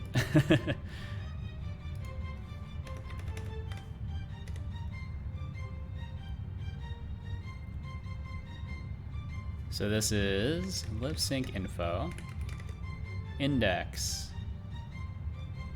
-1, phoneme, default, volume, -1. Or let's just do -1. That's fine. I mean, these should be floats, but that's okay. Missing fields. Do these not? Can't you do it like that? No? What's your problem? Expected identifier? Okay, index. Phoneme. Volume. Raw volume. And then distance. Alright, then you're going to complain about this. So this should be like two owned. That's alright, yeah. So then we have defaults enabled, so this should just give you some garbage, but it should just work for testing at the very least.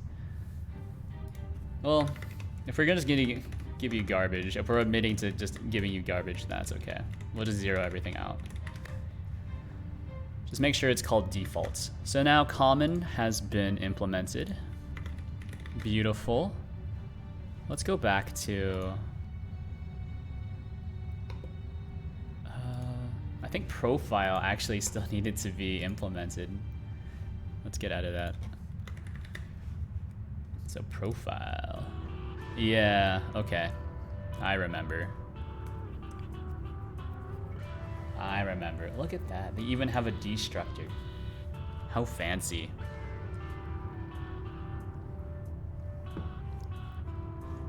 So is allocated, don't need most of this. That's MFCC data, by the way. Yeah, unimplemented, don't need most of this. Where did I end?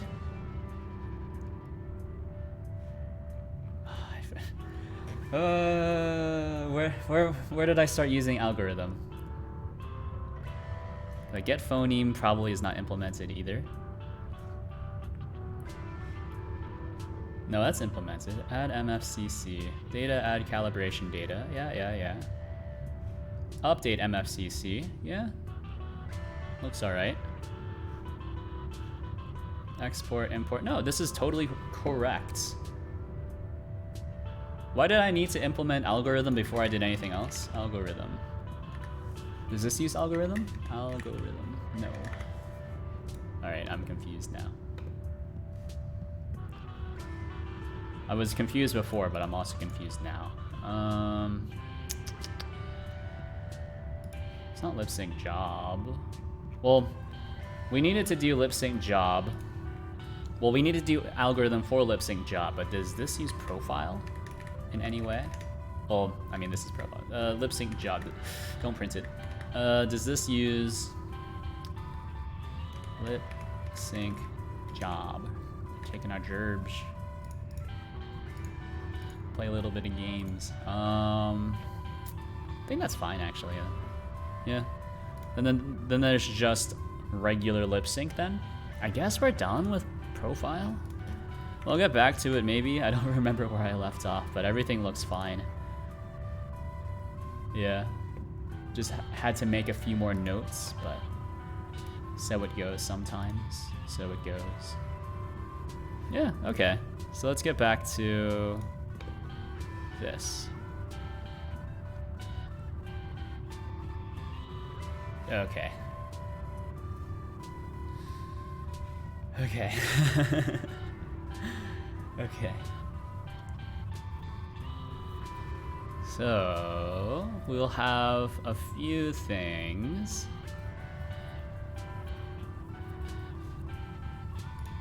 Let's add a note. So this maps to awake the Unity impl.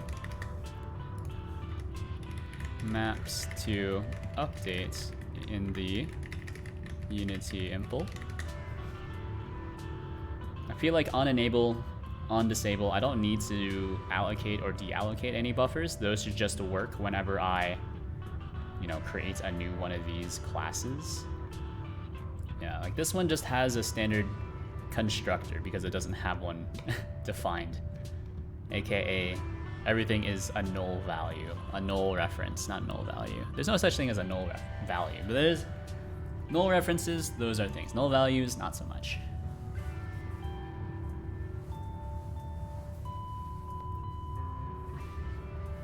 But I think I'm going to add these anyways, even though they don't do anything. It's just nice to have and then label them as like,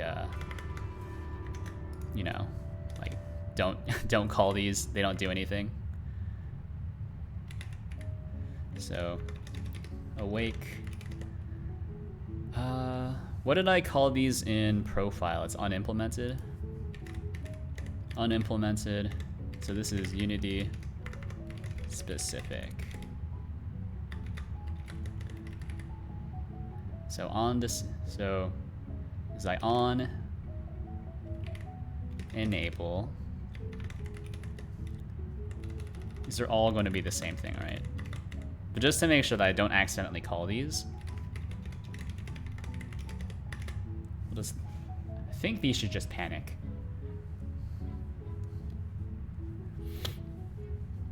Let me see. Input sample count. That needs to be here. So MFCC phonemes. MFCC for other.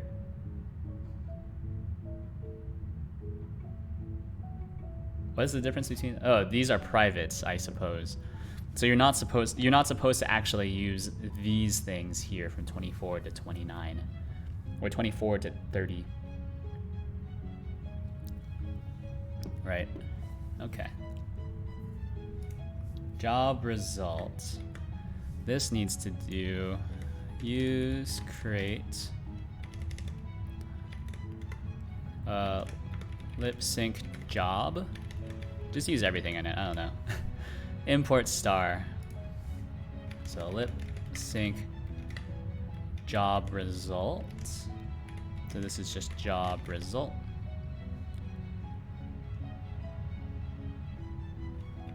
It's not how you do it. Yeah.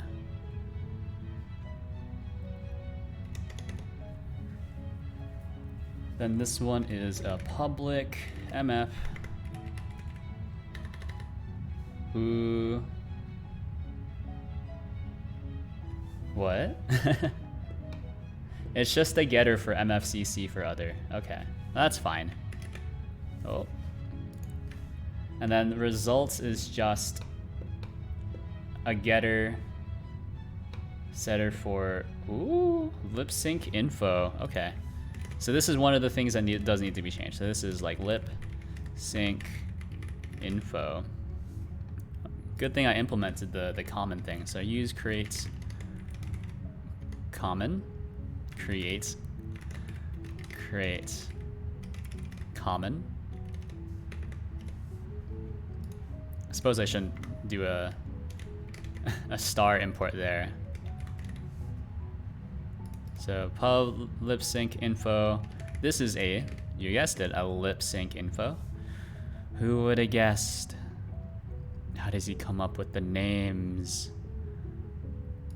Phonemes. This needs to be job results. It's just excited vec. And then lip sync info. Good thing we made the default, huh? Lip sync info defaults. It's beautiful. Okay, cool. And then there's input sample counts. Input sample count, which we need to implement the getter for, I think. But this is a... When is this used? Or when is this initialized? Input sample count. Eh? I guess it just has a getter. Okay. Profile. Okay, so this is like, I guess this is just a getter, huh? So this doesn't need to even be on the struct. Okay. Let's just do this, like input sample count, right? It's a getter. This returns some sort of I64.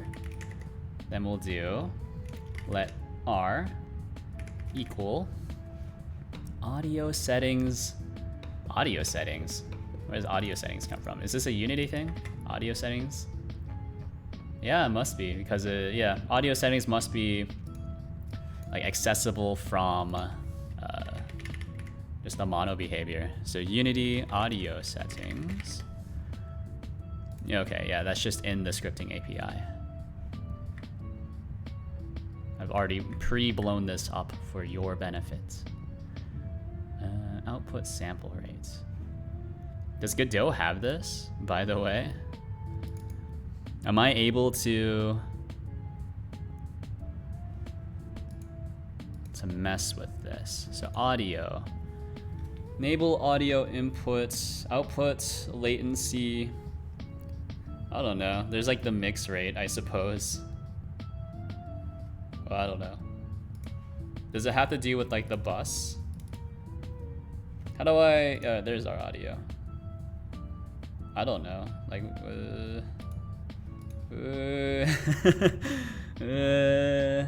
I don't know. Godot, output sample rate.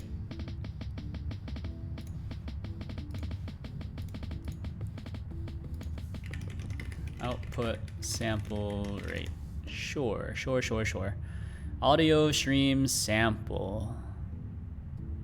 There's this something here with sample. Get mix rates. All right, so this is just the audio server get mix rates, something like that. So that should be okay. So going back to this is audio server. Does that get singleton? What is it called? So Godot Rust, and I need the docs RS, please. Thank you very much. So audio server. There we go. Godot singleton. It's not get singleton, it's Godot singleton. I've done this before as well. Oh yeah, there we go. Godot singleton. And then with that, what was it called? It was the mix rate. Mix. Yeah, there we go. There's the mix rate. Get mix rates.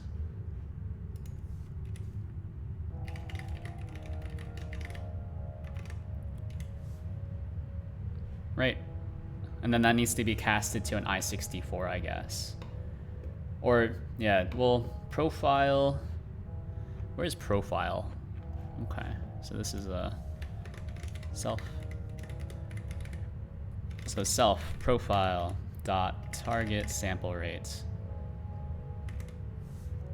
So this is an I64. This needs to be cast into an I64. And then we'll do sample counts. So profile, self, profile, sample counts times R, seal. How do you, that's how you do it, right? Okay, so I64 Rust. Give me the deets. Seal, seal, seal. Ceiling. Ceiling, ceiling, ceiling. Floor. Roof.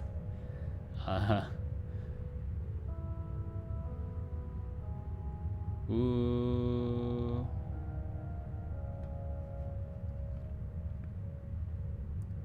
Actually, what is this doing? Now that I'm thinking about it, that doesn't make any sense. If it's an integer, how can it have a ceiling? Oh, these are floats. Okay, well. As F64, right? And then this should be as F64. They will want the ceiling of this thing. So, expected I64.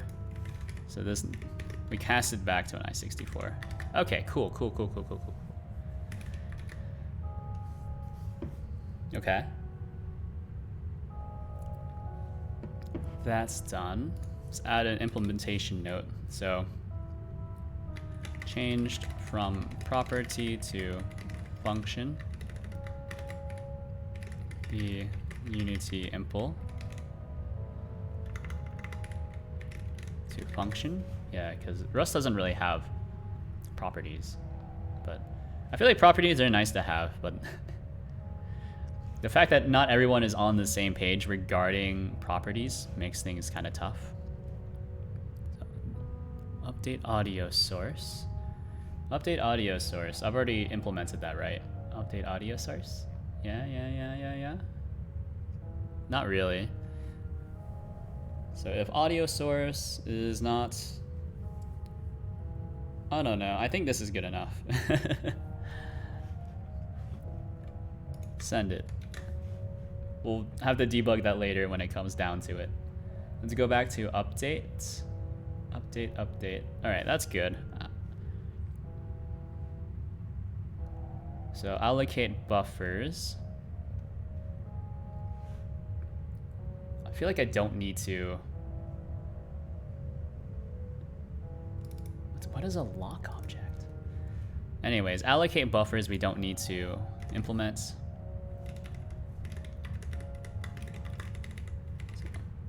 allocate buffers does nothing.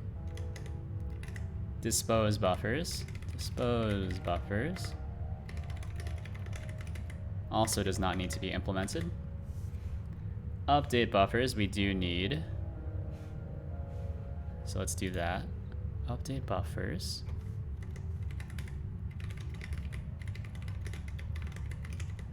All right, so what are we doing here? So probably a mutable self. That's what I can think of here. So if self inputs sample counts does not equal raw self raw input data dot len or self profile mfcc len times 12 does not equal self phonemes dot len. All right. Sounds reasonable to me as I64. Guess we're wasting a bit of space there, but that's fine. Lock. Oh, what? I guess okay, so it just clears the buffers. Interesting. Okay. I think I can do like a dispose buffers, right? Wait. Yeah. And then it allocates a new one. I think I might need this. I think I might need this. Okay, so let's implement these. So this one's pretty easy. I guess I should be using a mutex maybe in place of this lock object, but we'll get around to it, I guess. We'll see. I will see if this becomes a problem. I'm assuming they have a lock object as a mutex. So what is a lock object in Unity? A lock object. Lock objects. It's just an object. Lock? Eh? What is a lock object? So C# lock. Lock statement, sure. I'm not familiar with this. I've never seen this before. The lock statement acquires the mutual exclusion lock for a given object, executes a statement block, and then releases the lock. Oh, it's a mutex. While a lock is held, the thread that holds the lock can again acquire and release the lock. Any other thread is blocked from acquiring the lock when waits until the lock is released. Lock statement is of the form lock something your code, where X is an expression of a reference type. It is precisely equivalent to objects lock objects is equal to X, Boolean lock was taken, false, try, threading something, cool. Cannot use an await operator in the body of a lock statement. All right, so let's look up a Rust mutex. That's what we want. So it's in standard sync. Yeah, so they're just using a mutex. This is like a pretty good opportunity for like this performance improvements, I think. But we can use a mutex instead of using a lock. So use standard sync. We want a mutex, right? And then going back to this, where is lock object? So there's your job handle, don't need that, but we'll do, we'll just call this the lock, and that'll be a, I guess a mutex, I guess. Is that not how you create a new mutex? Missing generics, I don't know.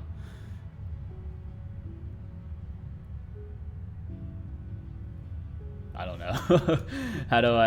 How do you use a mutex? It's just a mutex of something. So a mutual exclusion primitive useful for protecting shared data. Implement a strategy called poisoning, where mutex is considered poison. I don't know. Like I just need to lock really quickly. I guess we can use atomic reference counting, and that'll be okay. Is it possible just to use a mutex?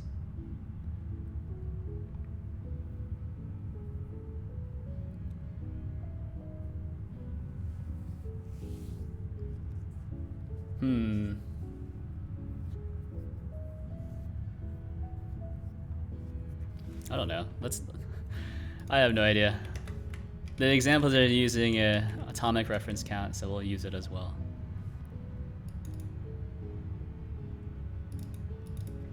So this is some sort of atomic reference count that has a mutex inside of it.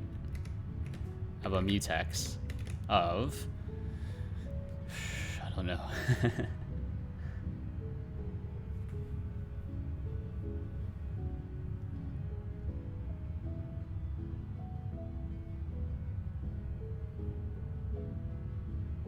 I actually don't know. I suppose wouldn't this be better to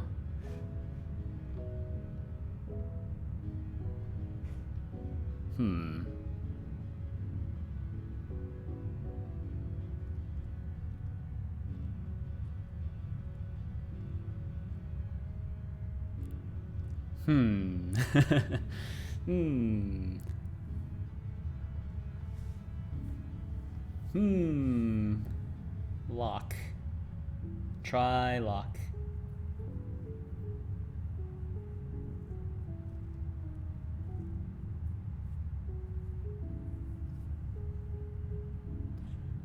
I don't really know how to use this. Like, I don't need to do anything. I just need to lock the current thread. All right, so Rust. Lock current block, I guess. Oh, it's just a read-write lock? Is that what I want? I feel like I've done this before. Okay. We could just use a read-write lock. That could be easier. Where have I used this? Oh, is this what I did for my Discord bot that I don't actually use right now? Rusty potato bot. So let me see. Main RS. So I am using a read-write lock. Oh, but then it's a hash map.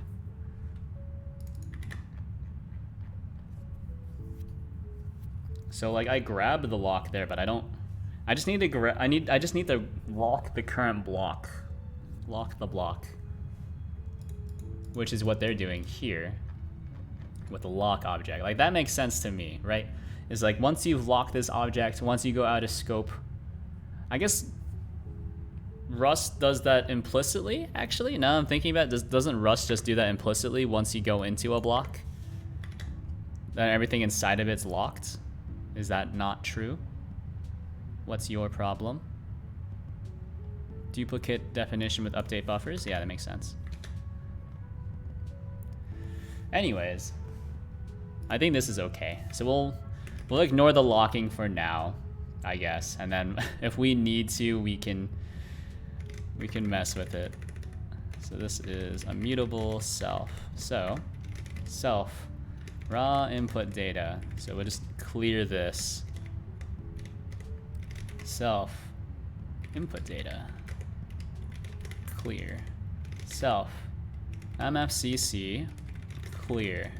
Self mfcc for other clear. Gotta sneeze. Sorry. Very sneezy.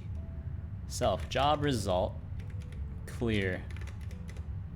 Self phonemes clear. Oh, it's just that easy. Okay, then we allocate buffers is roughly the same thing, right? So take some mutable self raw input data. So we'll never like get rid of it, right? Yeah, I guess we'll just resize it to the input sample count.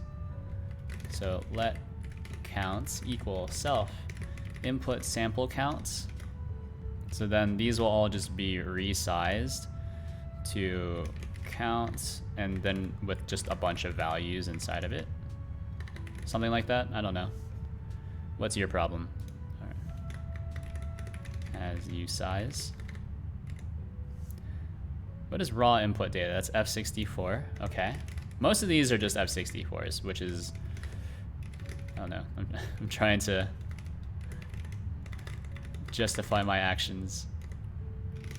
Self mfcc should be okay. Nope. Yes. Yes.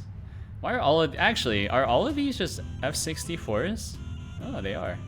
Interesting. Interesting. MFCC for other. Self. Job result. Slap that in there. Self. Phonemes.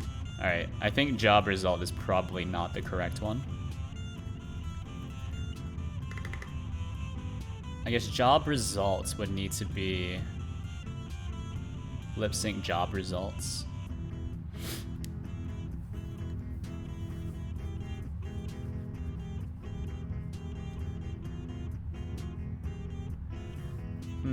Or maybe instead of just resizing, we can just create new vectors, right? So this will equal like vec new no count. Don't fill it with anything, we don't need to. We'll just assume that we're always passing in new vectors, so we're just allocating new things to it. That's easy enough.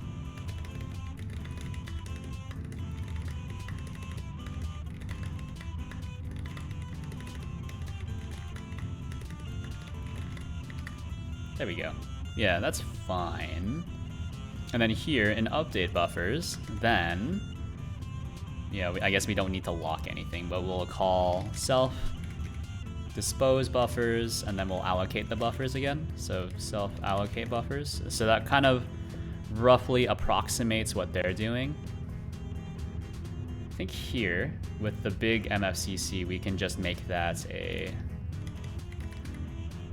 so this is this MFCC, the thing, right? So this returns, what is MFCC for other? MFCC for other is just a vec. So this is a vec F64.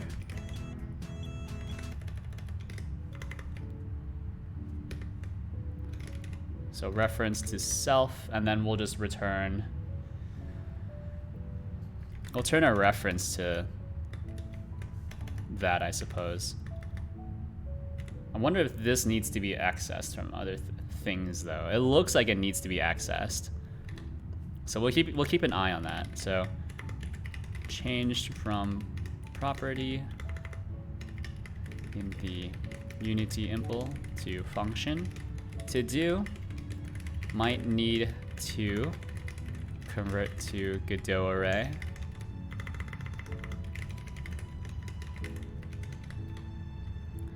So this is just self MFCC for other. Probably just a reference to it. Can I not do that? Yeah, you can do that.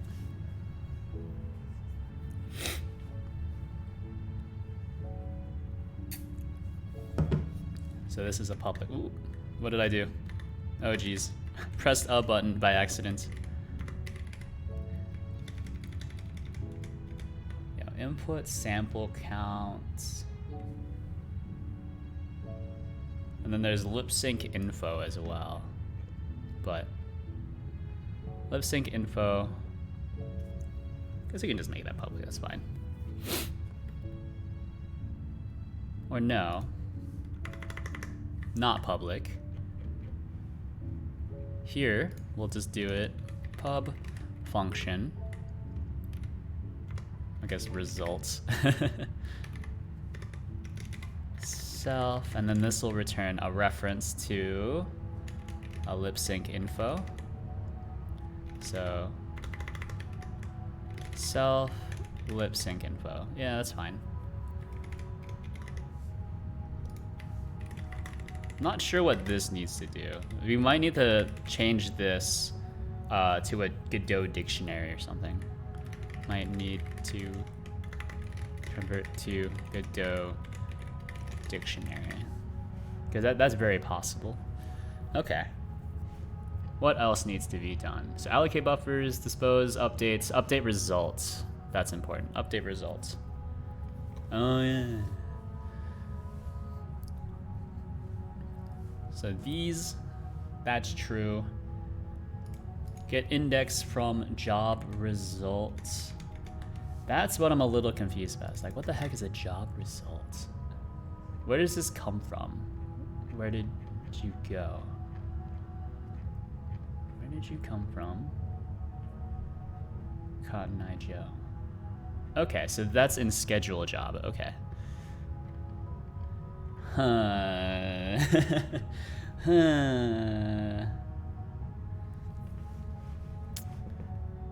Is this just like a weird thing that they're doing? Like just because like they're dumb? Like I have seen other people's code before where they just use lists for everything.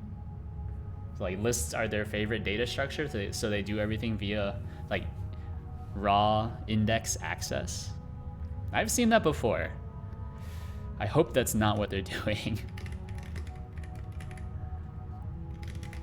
Job results, because I do remember that in job results, or like lip sync job, I think we do just set the job results. Yeah, like so.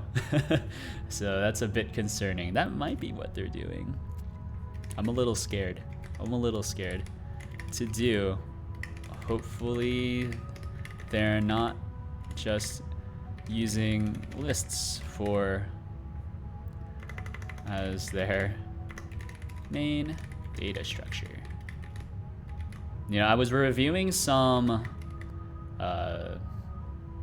applicants to our companies that, you know, we have them do a pretty short code challenge. It's pretty easy, to be honest. Doesn't take too much time at all. If you're competent at what you're doing, I should say, if you're competent. But like, I'm surprised by like how many people, you know, instead of using, you know, like a class, because it's all in Python, right? Instead of just using a class, like, you know, we could just use a list, not even a dictionary. Just like, you know what's the best data structure? Lists. I love lists. It's like an automatic, like, out of 3 points, that's an automatic -1 from me, dog. Or yeah, it's out of 3 points, but it's 0, 1, 2. So get phoneme. This needs a U size. U size. Okay, so phoneme. This is that. Let distance equal self. Job results 0 distance. It's okay. Let volume equal self. Job results 0 volume log 10. Okay.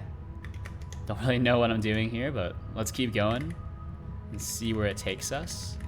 Self profile in volume. That's it, right? Yeah.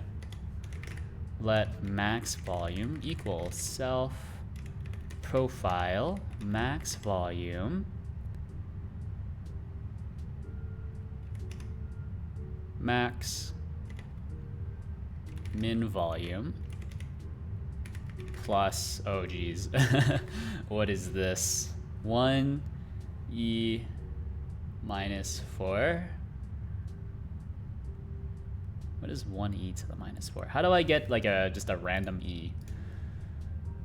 So let's see, Rust. This is a float, so this is F64 Rust. Zoom out just so I can see it now. How are they doing these? So these are implemented as just like, okay. I think I can just do like this directly. So it's some value, e plus whatever, then underscore F64. I think that's okay. So then this is 1e to the minus 4 F64. Can't I do that? No? I think that's okay. It's a little confused, but I think it's okay. So volume, okay, so this is a mutable volume. Volume is equal to the volume minus the min volume divided by our max volume minus our min volume. What does this give us? I don't know. I trust you. I trust your calculation. I trust the calculation. Trust in the process. Okay, F64. Clamp. So we want to clamp our volume to 0 and then 1. Okay. What do we do with this?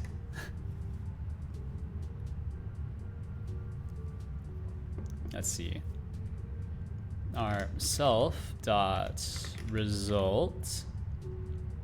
Ooh.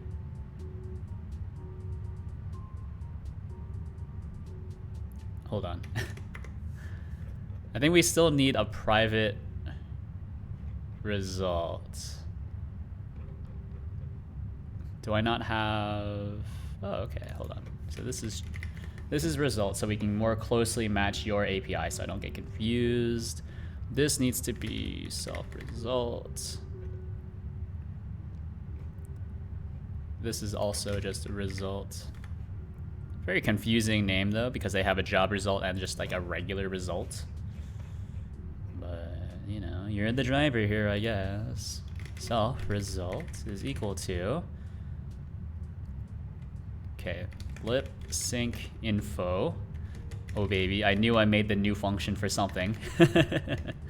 Index, phoneme, vol, job results. Ooh. Self, job results, 0, volume, distance. Seems okay. Yeah, there we go. It's beautiful. He's done it. Now all we need to do is wait for the thread to complete. Invoke callback. What is only on or on lip sync callback? What is this? Oh, it's an event.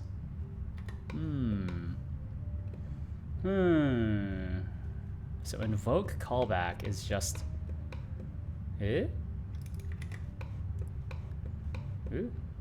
Invoke callback. Invoke callback? When does this get set? So I know how these work, but these need to be set up somewhere. I know that. Please, sir.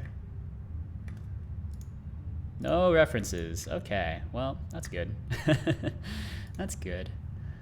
I think this might need to be...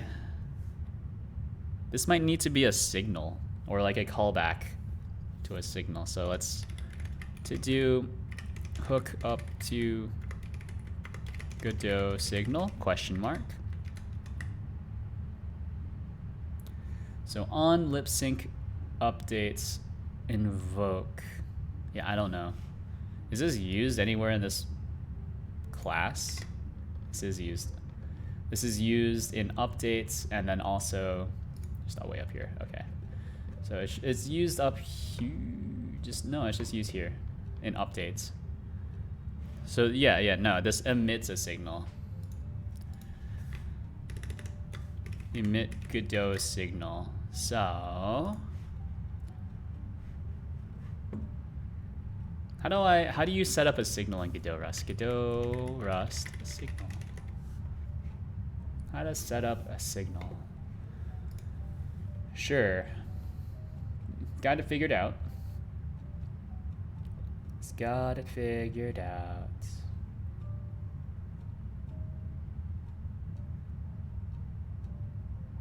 Oh no. Okay.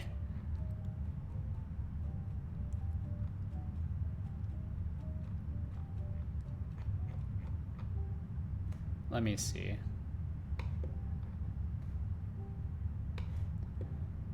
What do you got? Let's look at the examples. So, examples. Dodge the creeps is usually a pretty good one. So we can look at, I don't know, probably mob. Probably emits a signal. So let's see. Signal, signal, signal. Da da da da da da. Da da da da da. Register with self-register player. Okay. Okay. So here's what we can do. Lip sync, or no, this one. Register with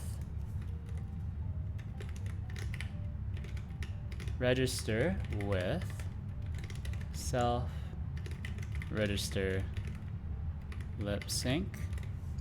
So that's gonna be not good until we implement it, just like this. Register lip sync, so it takes a builder, which is a reference to some sort of class builder, self. So builder, let's see, add a signal, some sort of signal. So what is it gonna be? It's gonna be something. We'll figure it out, and then there's no args. Maybe. I actually have no idea, but that's how we would do it if we were to do it. There's the method. I'm off for lunch, but we'll keep lerping. Nice. Have a good one? I'll try to. Thanks for tuning in, as always. Just watch me slowly lose my mind. Much appreciated. Lerping. Yeah, no, I got you. You know, you are linearly interpolating while in the chat. That's kind of lewd, but you know, can't stop you from doing it. You know, it's not my fault if you're horny in chat. What are we talking about again?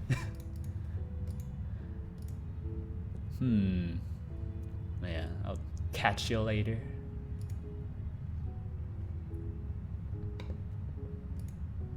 Oh dear. I'm sorry. You know, all about the double entendre. Because I'm not capable of telling real jokes. Making my game whilst on chat is just wrong. Well, see, that's the secret, is I make all my games on stream. Soon I'll chat in code.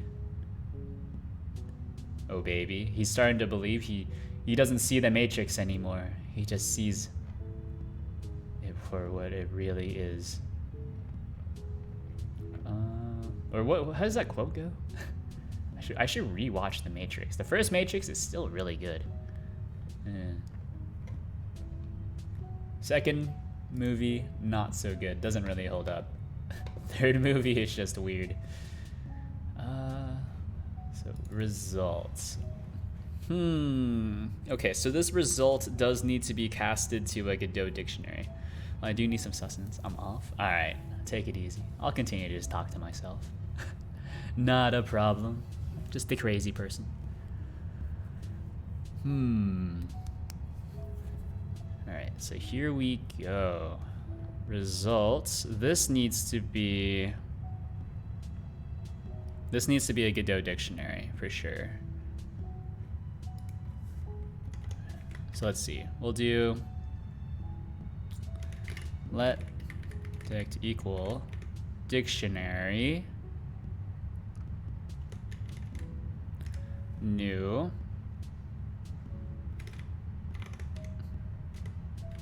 and then dict. How do I is it set? Is it insert? Is it set? Update. Insert. It is probably insert. Yeah, let's insert. Okay, so for yeah, okay, we'll just do dict insert. So it will be So this is, what is results? Result is lip sync info. So this is actually in common. So lip sync info has a few keys. So there's index. So this would be self result. Self.result.index. Should be okay. Yep. And then we'll just do the same thing. There's 5 things I need to set here. So let's see. There's index, phoneme,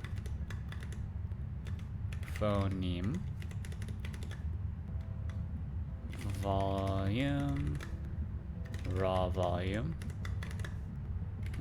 distance. Okay. So distance, raw volume, and then we'll just return a dictionary instead.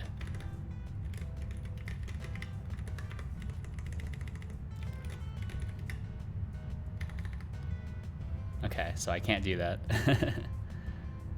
Found struct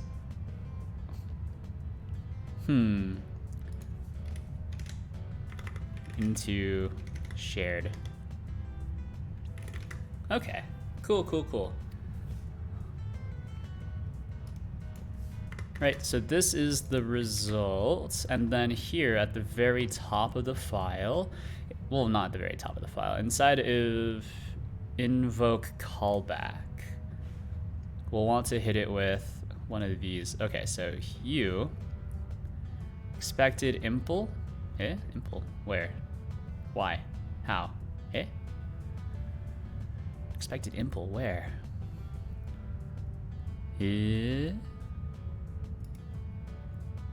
I guess we're going to call it updated, and then we'll have the arg be... Oh, this needs to be export, not import. What am I doing? Export. Or no, this doesn't need to be exported at all. There we go. Easy.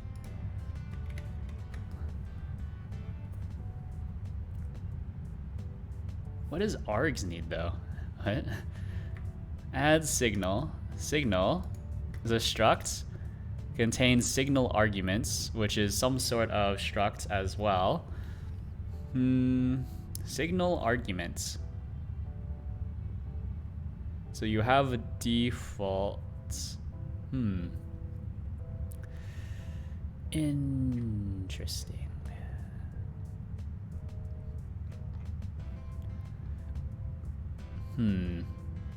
That's a bit tough.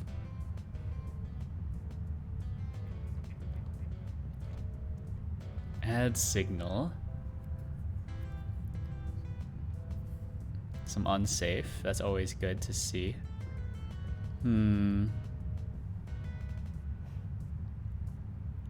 Signal arguments. So this needs to be like a signal arguments of. So name, which is going to be, it doesn't, like the signal argument here doesn't matter, right? So this is just result.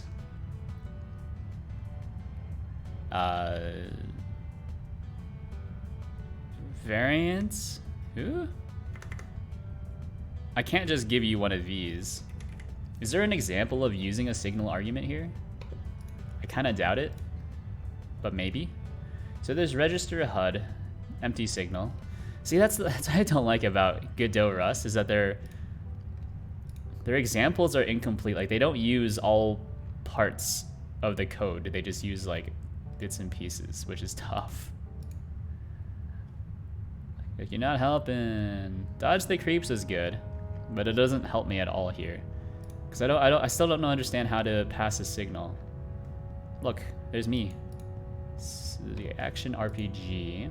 Do you use any signals? Let's see. Scripts. These aren't scripts, but sure. Hitbox.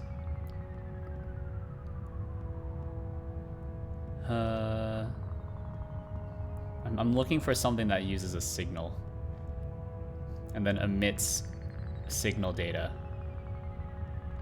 But this one doesn't have any signals. That's interesting. Detection zone. Are you telling me that this does not use a signal? What? How do you hook things up?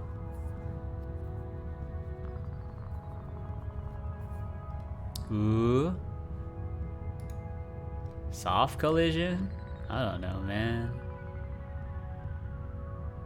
I guess it just doesn't use a signal? That's crazy. Who wrote this? Or did they hook everything up via the UI, the editor? That's crazy if they did that.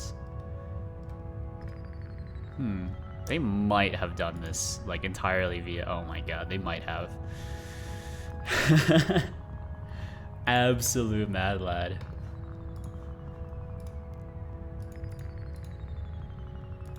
Okay. Please. Why does no one use signals? They're so useful. If you want to communicate to and from the engine, do you use a signal? Do you use a signal? No, they're hooking everything up via the editor. That's so bizarre. Like, this has a title screen, but they're not hooking anything up here. They're hooking everything up via the editor, and then the editor just kind of hooks into this. Right? Which is bizarre. Alright. Well, you know, once again, we are... Oh, okay. Example of signals. Please have something. Okay. Okay. Finally. Variant. New. Nothing. That's okay. So this needs to be default. It'll just be like an empty variant, I guess. But we should never send over an empty variant because that'd be very strange. Export info. So this will be an export info. New variant type. Can I have a null? Like this doesn't map at all.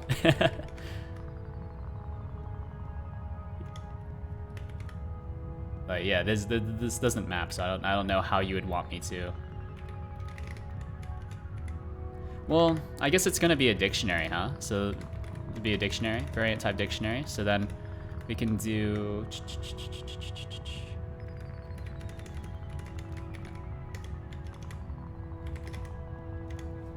So the default dictionary? No? Variants.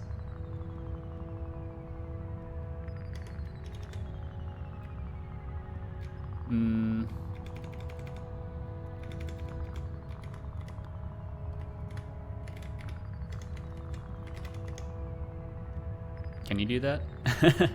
I don't think you can do that. Isn't there like from...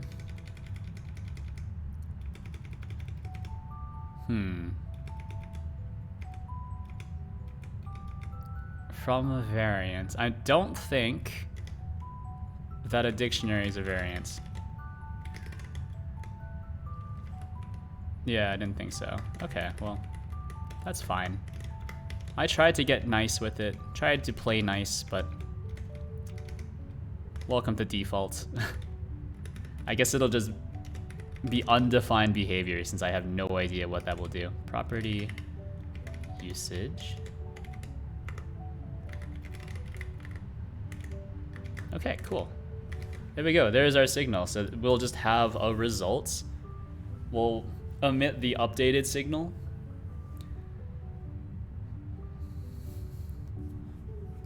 Or I guess it's like lip sync updated.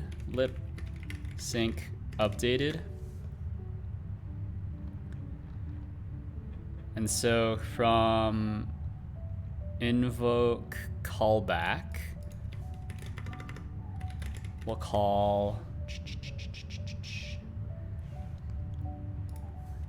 have to be, let's see, owner, which is some sort of reference, right? Hit it with one of these. Owner dot emit signal. It'll be lip sync updated. And it'll be one of these. Ooh, not here, but it'll be a new variant of self result, self dot result. Can you not do this? What is your problem?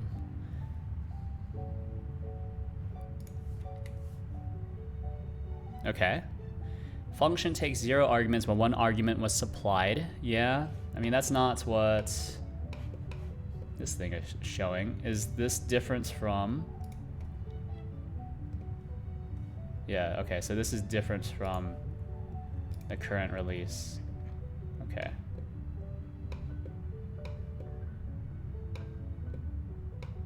Interesting, okay.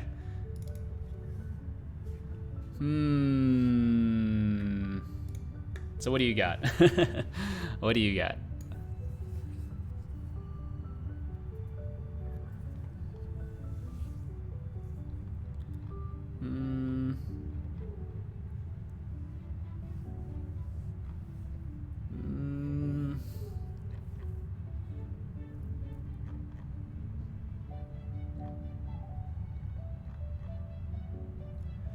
Variant operator. This looks very complicated. All right, from dictionary, I guess. So this will have to be from dictionary. And then this Expected reference found a struct. Okay, cool. And then we should change this part up here. Ooh. This function takes 1 argument, but 0 arguments were supplied.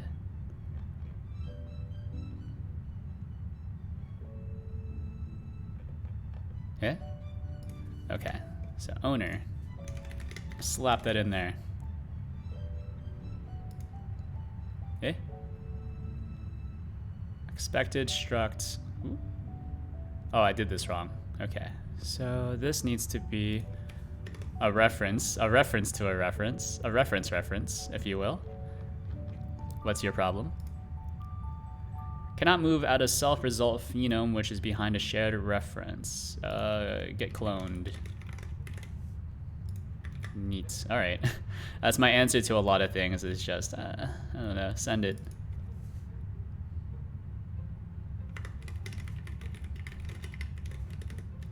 So, dictionary defaults.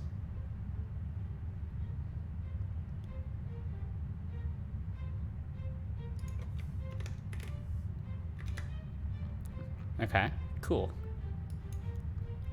I think that's good for invoke callback. Yeah. So we'll just emit the signal over and over again, I suppose. It's not great, not horrible. Update phenomes, update calibration. Did I get these in the wrong order? Update calibration, request calibration. I think I just forgot some. Yeah, I just forgot several, or I've like put these out of order for whatever reason. Update calibration. Request calibration.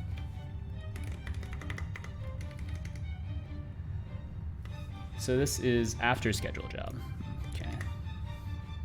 Update calibration, request calibration.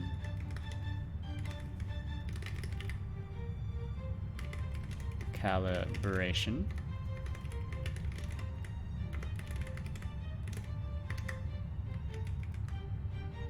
Okay, cool.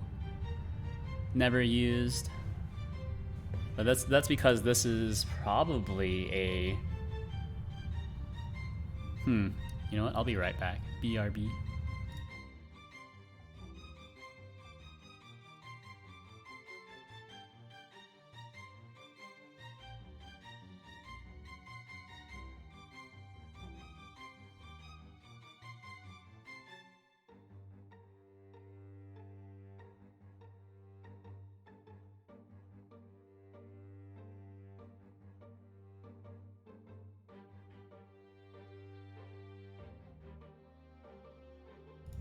Hello, I'm back. Okay, so I think that this is owner.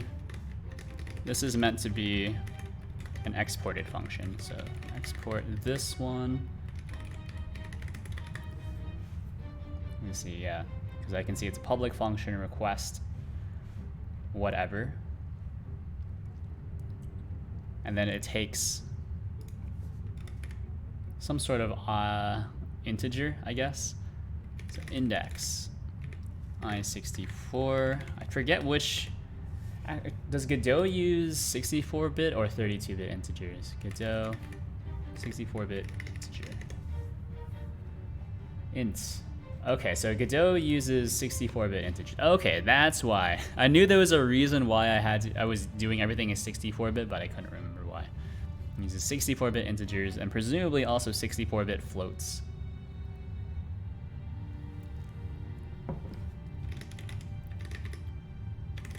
What is this?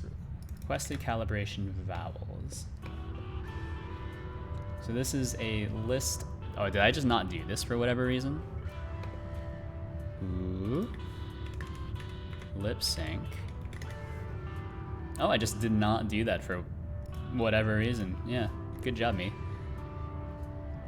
So this is requested calibration vowels which is some sort of vec of I64s.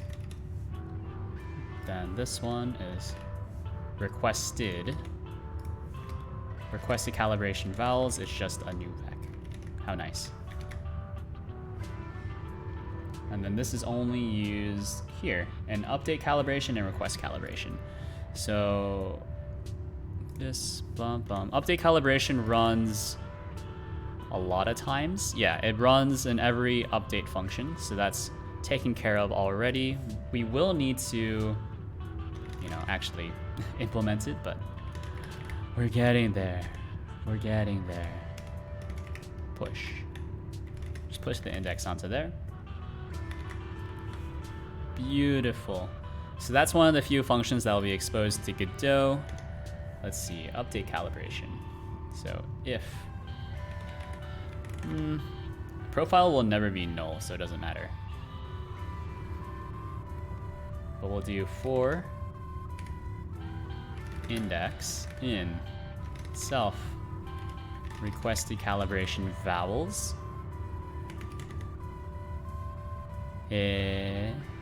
Cannot move out of self-requested calibration vowels, which is behind a mutable reference. Consider iterating over a slice.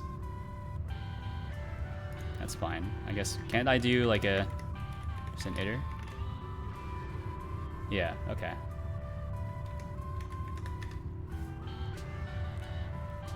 Yeah, returns an iterator over the slice. Self profile. Update MFCC with index. Self MFCC.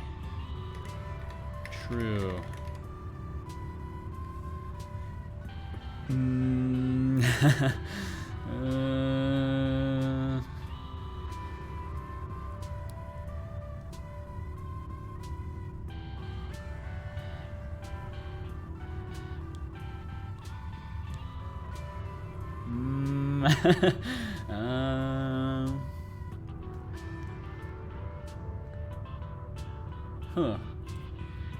So this is profile is looking for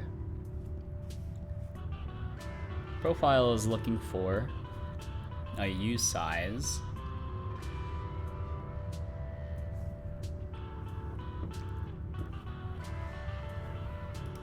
But this could be any vowel or any well, okay, so here we go. So if index is less than 0, then we'll just return. Right, easy. And thus here we can just assume that it will be a valid U size. It's a bit dangerous though. Oop. Casting dereference. Thanks, compiler. Cannot move out of self MFCC, which is behind a mutable reference. I don't know, get cloned, I guess. Yeah, there we go. So let's add a note. So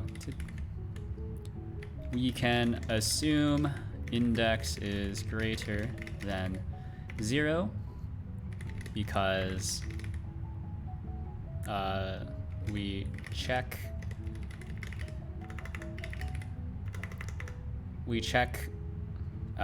for this in request calibration. Okay, cool.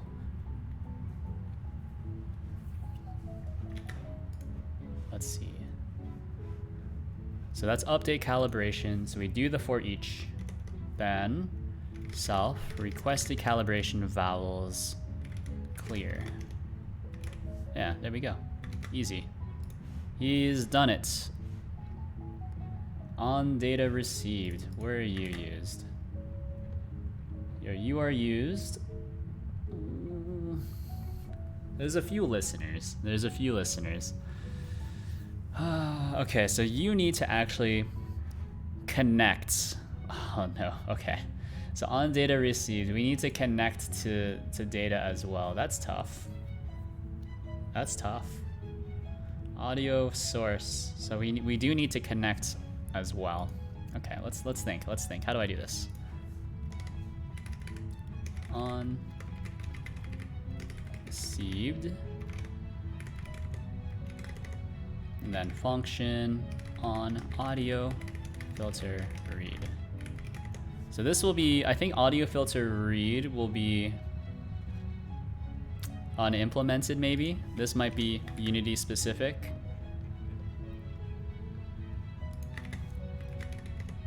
Decided to do. This might not be true. Might not be true. And then data received. So for raw input data. Yeah, so this will have to be a connection. So how do I connect to things in Godot Rust? So signal subscriber. Okay, so we can connect to something. Okay. So to do, connect to some audio thing.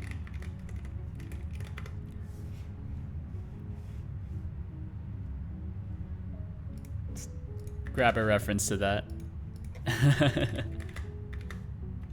Beautiful. Go back here.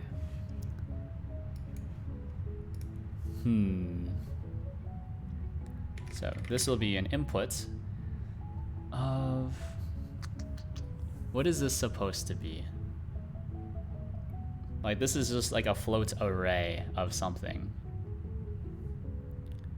And then audio filter read is a float array of something as well. So what does this hook up to? Okay, so it's just the audio source. So that's a Unity thing. Okay. So in my case, I can probably assume that this will be an array that I'm listening to. Like it's some sort of Godot array. What's your problem? Cannot find array in this scope. What is it called? Godot array. Godot. Hold on. GD native. Prelude. Array. Variant. Okay, it's a variance array. Variance array. Something like that. And then we'll have, it'll be a variance array of floats. So I wonder if this makes sense to do like a typed array. What is the audio server give me in Godot? Godot audio server. So I'm assuming that I'm going to be listening to the audio bus or the audio effect. So audio effect record is pretty close to what I'm going to be listening for. So we have audio stream sample here. It'll be a pool byte array. So this will be, okay, so type byte array. Yeah, probably. Probably, maybe, sure. So notify, okay, so this needs to be mutable self, owner, reference, and then input will be byte array. Yeah, okay. Then, if self raw input data dot len is 0, or I guess it's less than 1, or self, that's pretty much exactly what I'm doing, right? Okay, is equal to 0, then return. Otherwise, I think in Rust we can just assume that we have it locked. I don't know if that's true or not.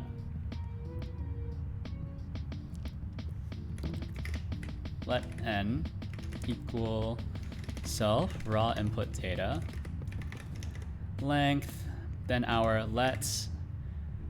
our self index will be equal to, what is, okay, so this is our self index moduloed by whatever this n is, and then I'm pretty sure that this will not work because this is this needs to be as I64.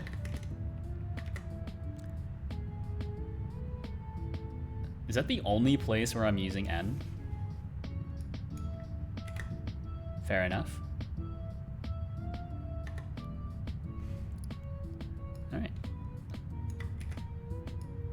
Interesting.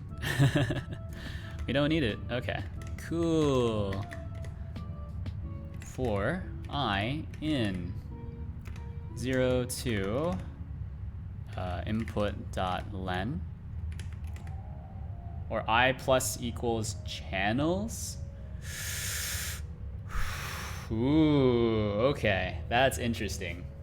That's one of the few times that they've deviated from just incrementing over stuff. So, is there like, can I do a standard for loop? So, Rust regular for loop. Loop. C style for loop.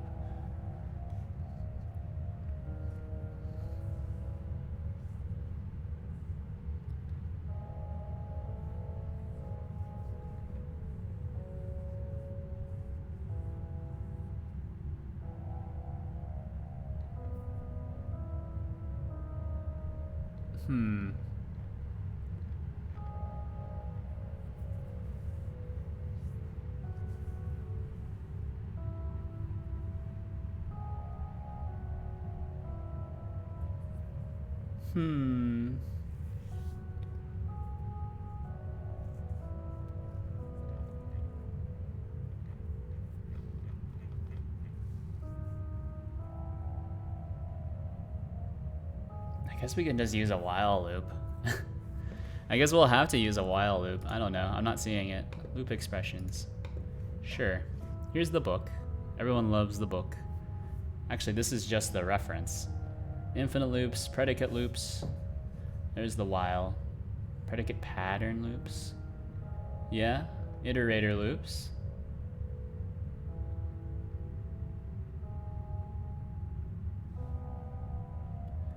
Equivalent to this. Loop labels, break expressions, continue expressions, break in loop labels. All right, so while loops it is. Because I can't really think of something better. So while, or let's mute I equal 0.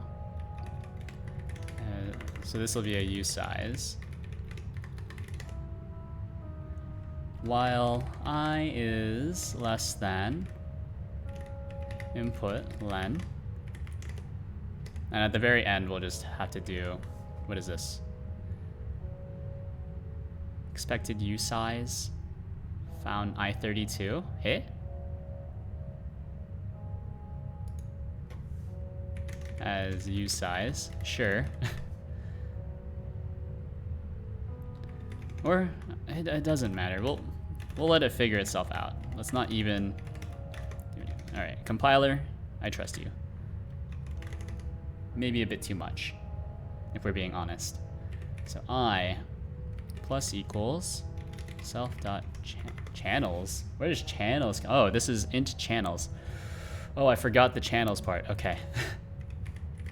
Channels I64. Self channels as I32. Or not self, it's just regular channels, because this is the input parameter. Okay. Now here we're doing a thing, which is self raw input data.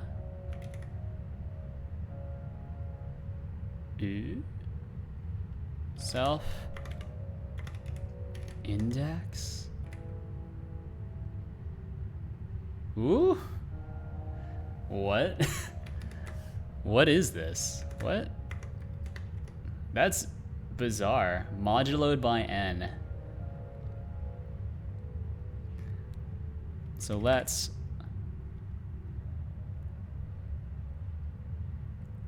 I index equal self index plus 1 moduloed by, oh, that's what we need the n for. Okay. So let n equal self raw input data len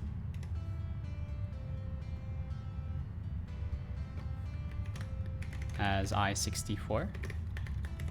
And then this one, this is just n. This one is also just n.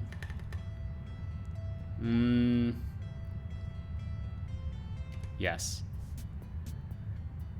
Then this one is I index, something that we calculated, which is equal to our input, I, which should be a U size. So what's your problem here? So type F64 cannot be indexed by I64, sure. So as U size, then your problem is that cannot index into a value of type, okay, so returns a copy of the element at the given offset.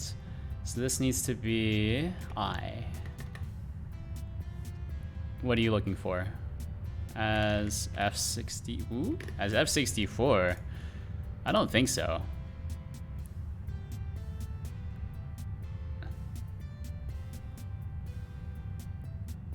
Ooh. Into? Really? I don't think that's correct. Yeah, this is an I32. That's what I thought it said. Performs the conversion. So this is expecting an F64. Sure. Sure.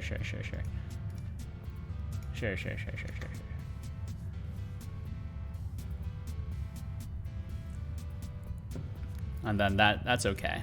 Yeah, that should work. A little gross though, for sure. And then if output sound gain, self output, I don't have that one. Output sound gain. So it's just something I've, oh, okay, yeah, it's just something I missed. Nice, good job, me. Excellent work. So output sound gain, which is at the very top. So this is pub F64, no, output sound gain, which is an F64. This one should be output sound gain, just 1. That's what they're using as a default. Then here, we'll need to do this. So if self output sound gain -1, absolute value of this is greater than F64 epsilon,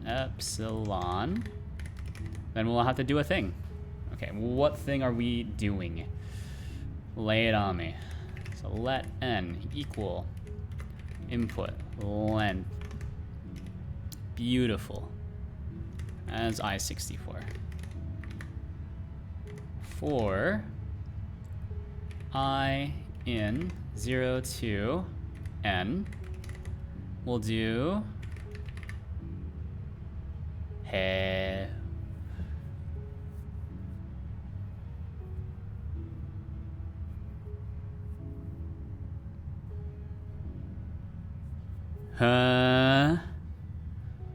These are passed by value though.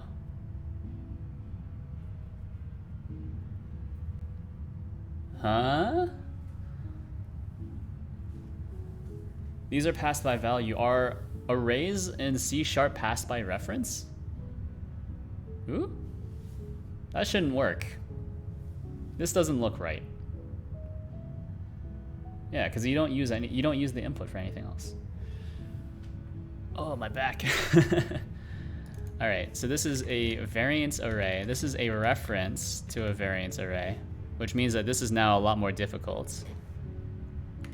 But I is equal times equals self output sound gain. So you cannot index into a value of this. That's fine.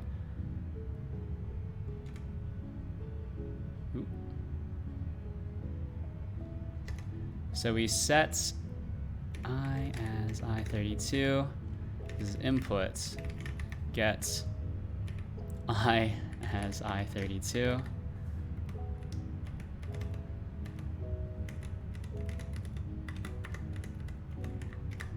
Something like that.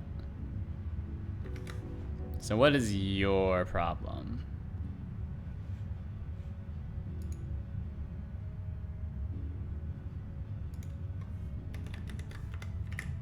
Typed array. Copy on write.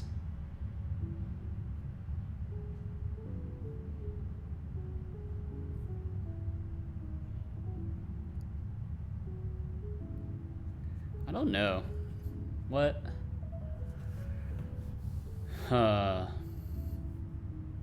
Might have to do a little bit of unsafe, I guess. Like, how do I pass in a typed array to Godot? And then, yeah, I think that this needs a generic argument. So this F64, right? No. Not implemented for F64. Is it F32? Okay, well, that's fine.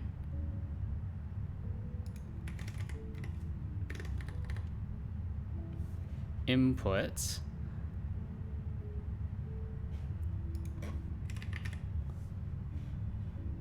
That's probably fine. That might segfault. That might segfault. That might break. That's possible. That's very, very possible. Very scary.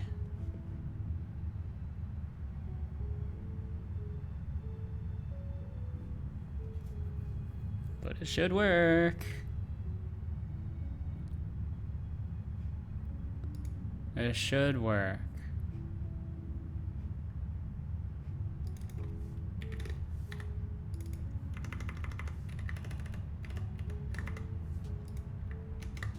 Should be fine.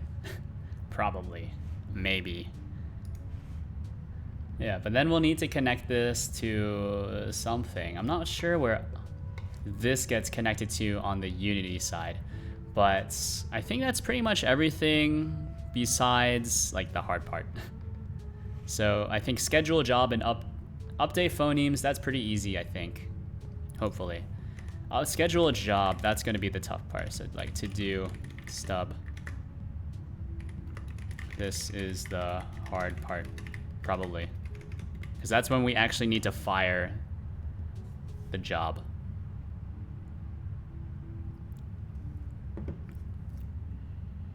So, update phonemes. Let's mutable index equal 0. So this is just an I64. It doesn't matter what it is, right? So for data in self profile mf cc's iter. Let's see. Oh my god, it's a doubly nested for each loop. That's beautiful. Absolutely phenomenal. For value in data dot mfcc native array iter. I think that's okay. I think that's still okay. If index is greater than phonemes self phonemes len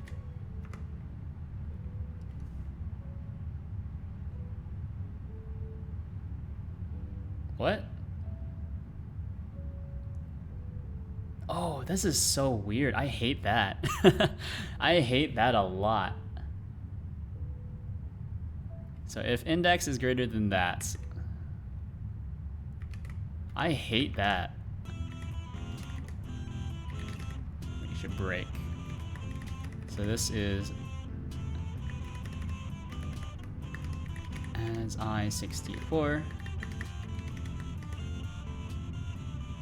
Otherwise, we'll do index plus equals 1 self phonemes index equals value. I don't think that's possible.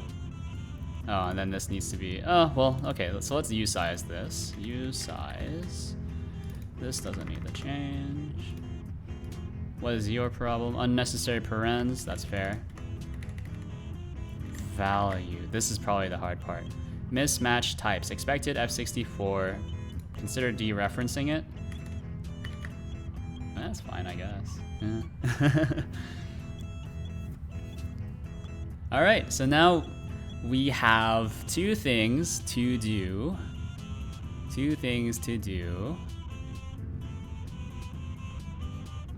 Or I guess a few things to do. Is index never read? I thought I read index a few times here.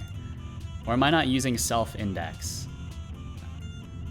So there's a few instances where we need to read a different index. So schedule a job uses the index. Oh, and then on data received, it uses the. Oh, okay, no, I'm using that. That's fine. Yeah. Data received uses the self-index. Oh, and then self-index plus. God, I hate the inline index plus plus. That is bad. I hate that.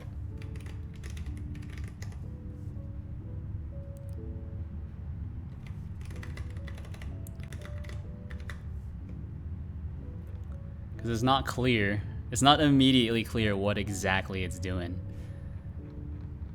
Okay, but I think we're good. Now we just need to do schedule a job, which is the hard part. Because that's using a lot of Unity's special stuff, right? So we'll call this incomplete for now. Incomplete. This is the hard part. So we'll have let's mutable index equals 0.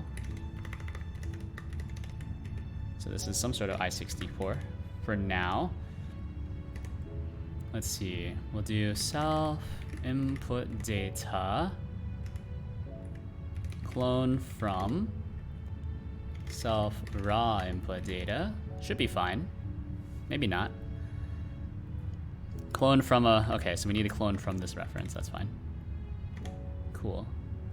And then index equals self index. Now, let's see. Let lip. Okay, hold on. Did I not import lip sync job? Did I not do that? Or, okay, let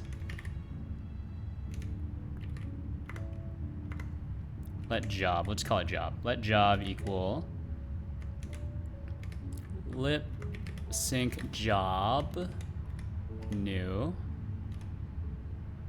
Okay, so lip sync job, the new function. We now, when we create it, need to take in a few parameters.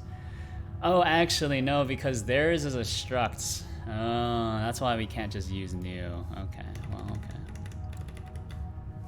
Well, that's fine. We can do this. Lip sync job. So our input is equal to self input data. The start index is equal to our, oh, actually this current index. I don't know why the index is different. Output sample rate is equal to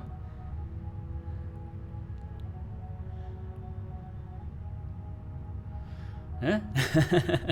Why do we need to grab the Godot singleton to get the mix rate? That seems a bit weird, but okay. I feel like that's something that we could just cache, but maybe that's okay. Target sample rate. Self profile. Target sample rate. What is your problem? Expected I64. Okay, so as I64. Volume thresh. This will be 10F. Pow. Is min volume a float? It might be. So self profile min volume. Yeah, I think it is a float. Pow_f. Cannot call method pow_f on ambiguous numeric type float. Okay, as F64.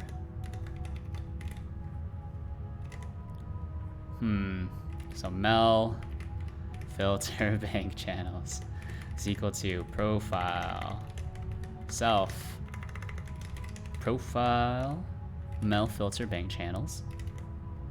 MFCC is equal to self MFCC. We're getting there. We're getting there. Phonemes. Phonemes is equal to self phonemes.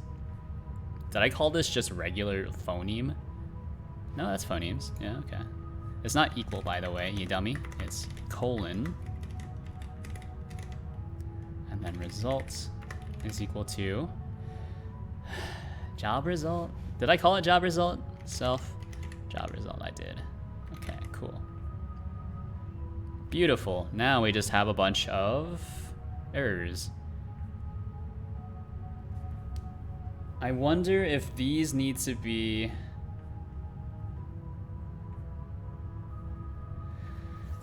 I wonder if these need to be like the direct value. So we just need to like give it the value.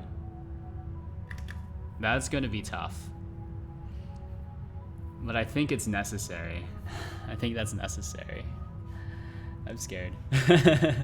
What's going on?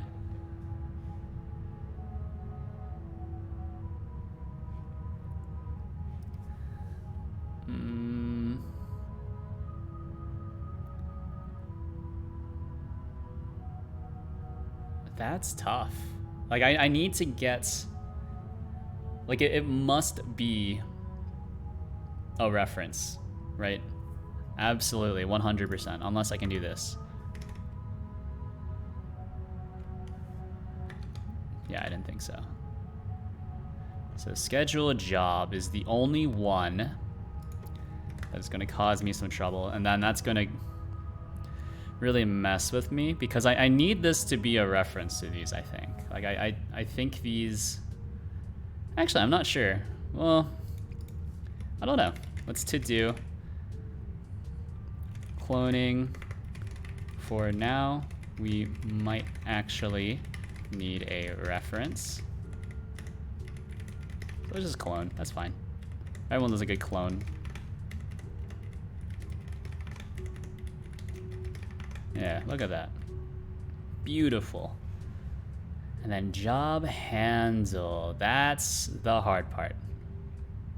So the way they did it is that they used Unity's built-in scheduler, job scheduler, I'm assuming at least. So we go to lip sync job. Yeah, that's an iJob, so that uses Unity scheduler, I think. Whereas I don't have that. How do I run like an asynchronous job, I guess? That's what I'm, like I just want to run something on a thread and then eventually get back to it, I guess.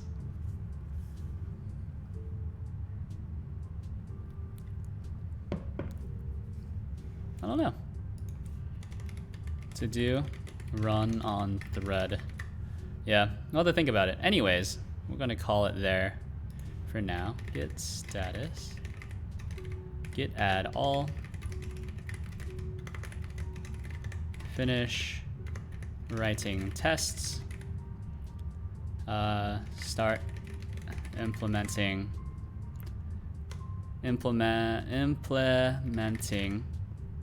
jobs. So yeah, we'll just push that straight to master. Everyone loves a good push straight to master.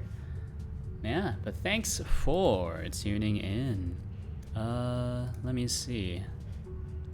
Let's reset my appearance because this is like way zoomed in. I guess we can keep GitHub kind of zoomed in. That's fine. But yeah, thanks for tuning in. I will be live. When am I usually live? Today is Thursday, so I'll be live for sure Sunday from 7 to 10 p.m. Eastern time, working on probably this again since, you know, life has been kind of rough. But yeah, if you want to look at any of the code that I've been writing so far, there it is, free and open source, Apache 2 license. This looks different. Yeah, okay. So they just have like the stars here. Did the UI change while I was streaming? But yeah, there we go. It's a port of ulipsync connected to Godot via Godot Rust. Should in theory just work if you make some edits to the librs. So you wouldn't want to use any of the Godot macros. You would just want to, expose some functions that you can call from your C API. But yeah, haven't given the channel follow already, I highly encourage you to do so. You can find my GitHub here. There's the Discord. I wrote the bot as well. I wrote this thing as well, which is what the lip sync tool is for. Also wrote this thing here. Look at that. Wow. Anyways, I will call it here. Anyways, goodbye.